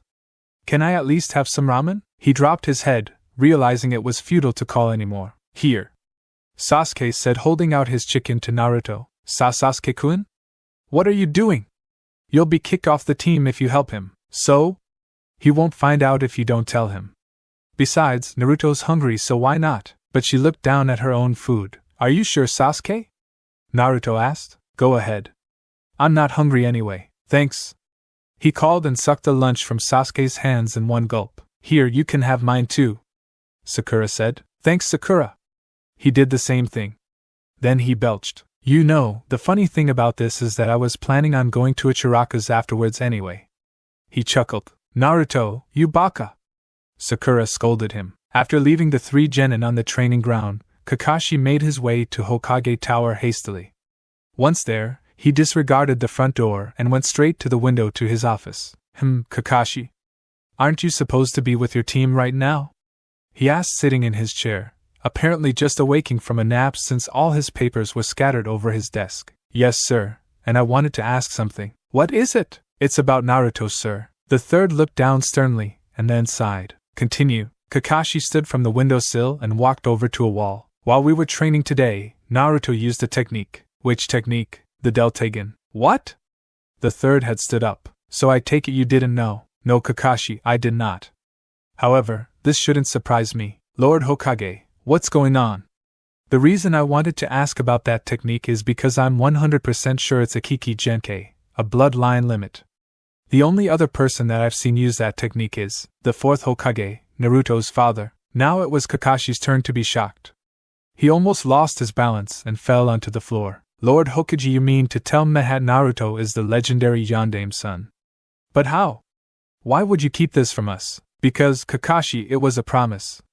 Even Naruto doesn't know. Then how does he know that technique? Sarutobi took a long puff from his pipe and sighed. A few days ago, Kakashi, on the same night that Naruto's apartment was destroyed, Mizuki was arrested. He was trying to steal the 4th forbidden scroll. This scroll contains 10 jutsu that he had been developing, going from weakest to strongest. The scroll was forbidden because 8 of the 10 techniques could either cause massive damage or hurt the user. Mizuki had tried to get Naruto to steal the scroll for him, intending on taking the scroll and having Naruto to blame for it. The shrine where the scroll was had a protective jutsu placed on it. The only way for a person to receive the scroll would be by using the Deltagon to find a weak point, or by being Hokage. Naruto must have read the scroll. I don't know why I didn't realize it earlier. That's the only technique besides shadow clones that he used. I don't think he saw all of them, it seems. However, Kakashi, this information is to never leave this room, is that understood? I do not want to break my promise so soon. I will tell Naruto the truth, and give him the scroll when the time is right. I trust you will not tell anyone, not even Naruto, about this. Hi, sir. I won't tell. This explains so much, though. The resemblance between Naruto and Minato-sensei is uncanny. I think somewhere deep down, I always knew. The third nodded and dismissed Kakashi. Kakashi felt strange, as if the negativity that he felt about Naruto was gone. The 4th son was now his student. Oh, how fate played cruel tricks. Now, he felt horrible about what he thought about Naruto in general and vowed he would try to do things differently. Thanks for watching this video. You really enjoy this video. Like, subscribe, and comment down below, and turn on that bell notification. Don't forget to support and follow Violent Werewolf Dark Prince for writing that awesome fanfic, and also make sure to comment on this story, link in the description. See you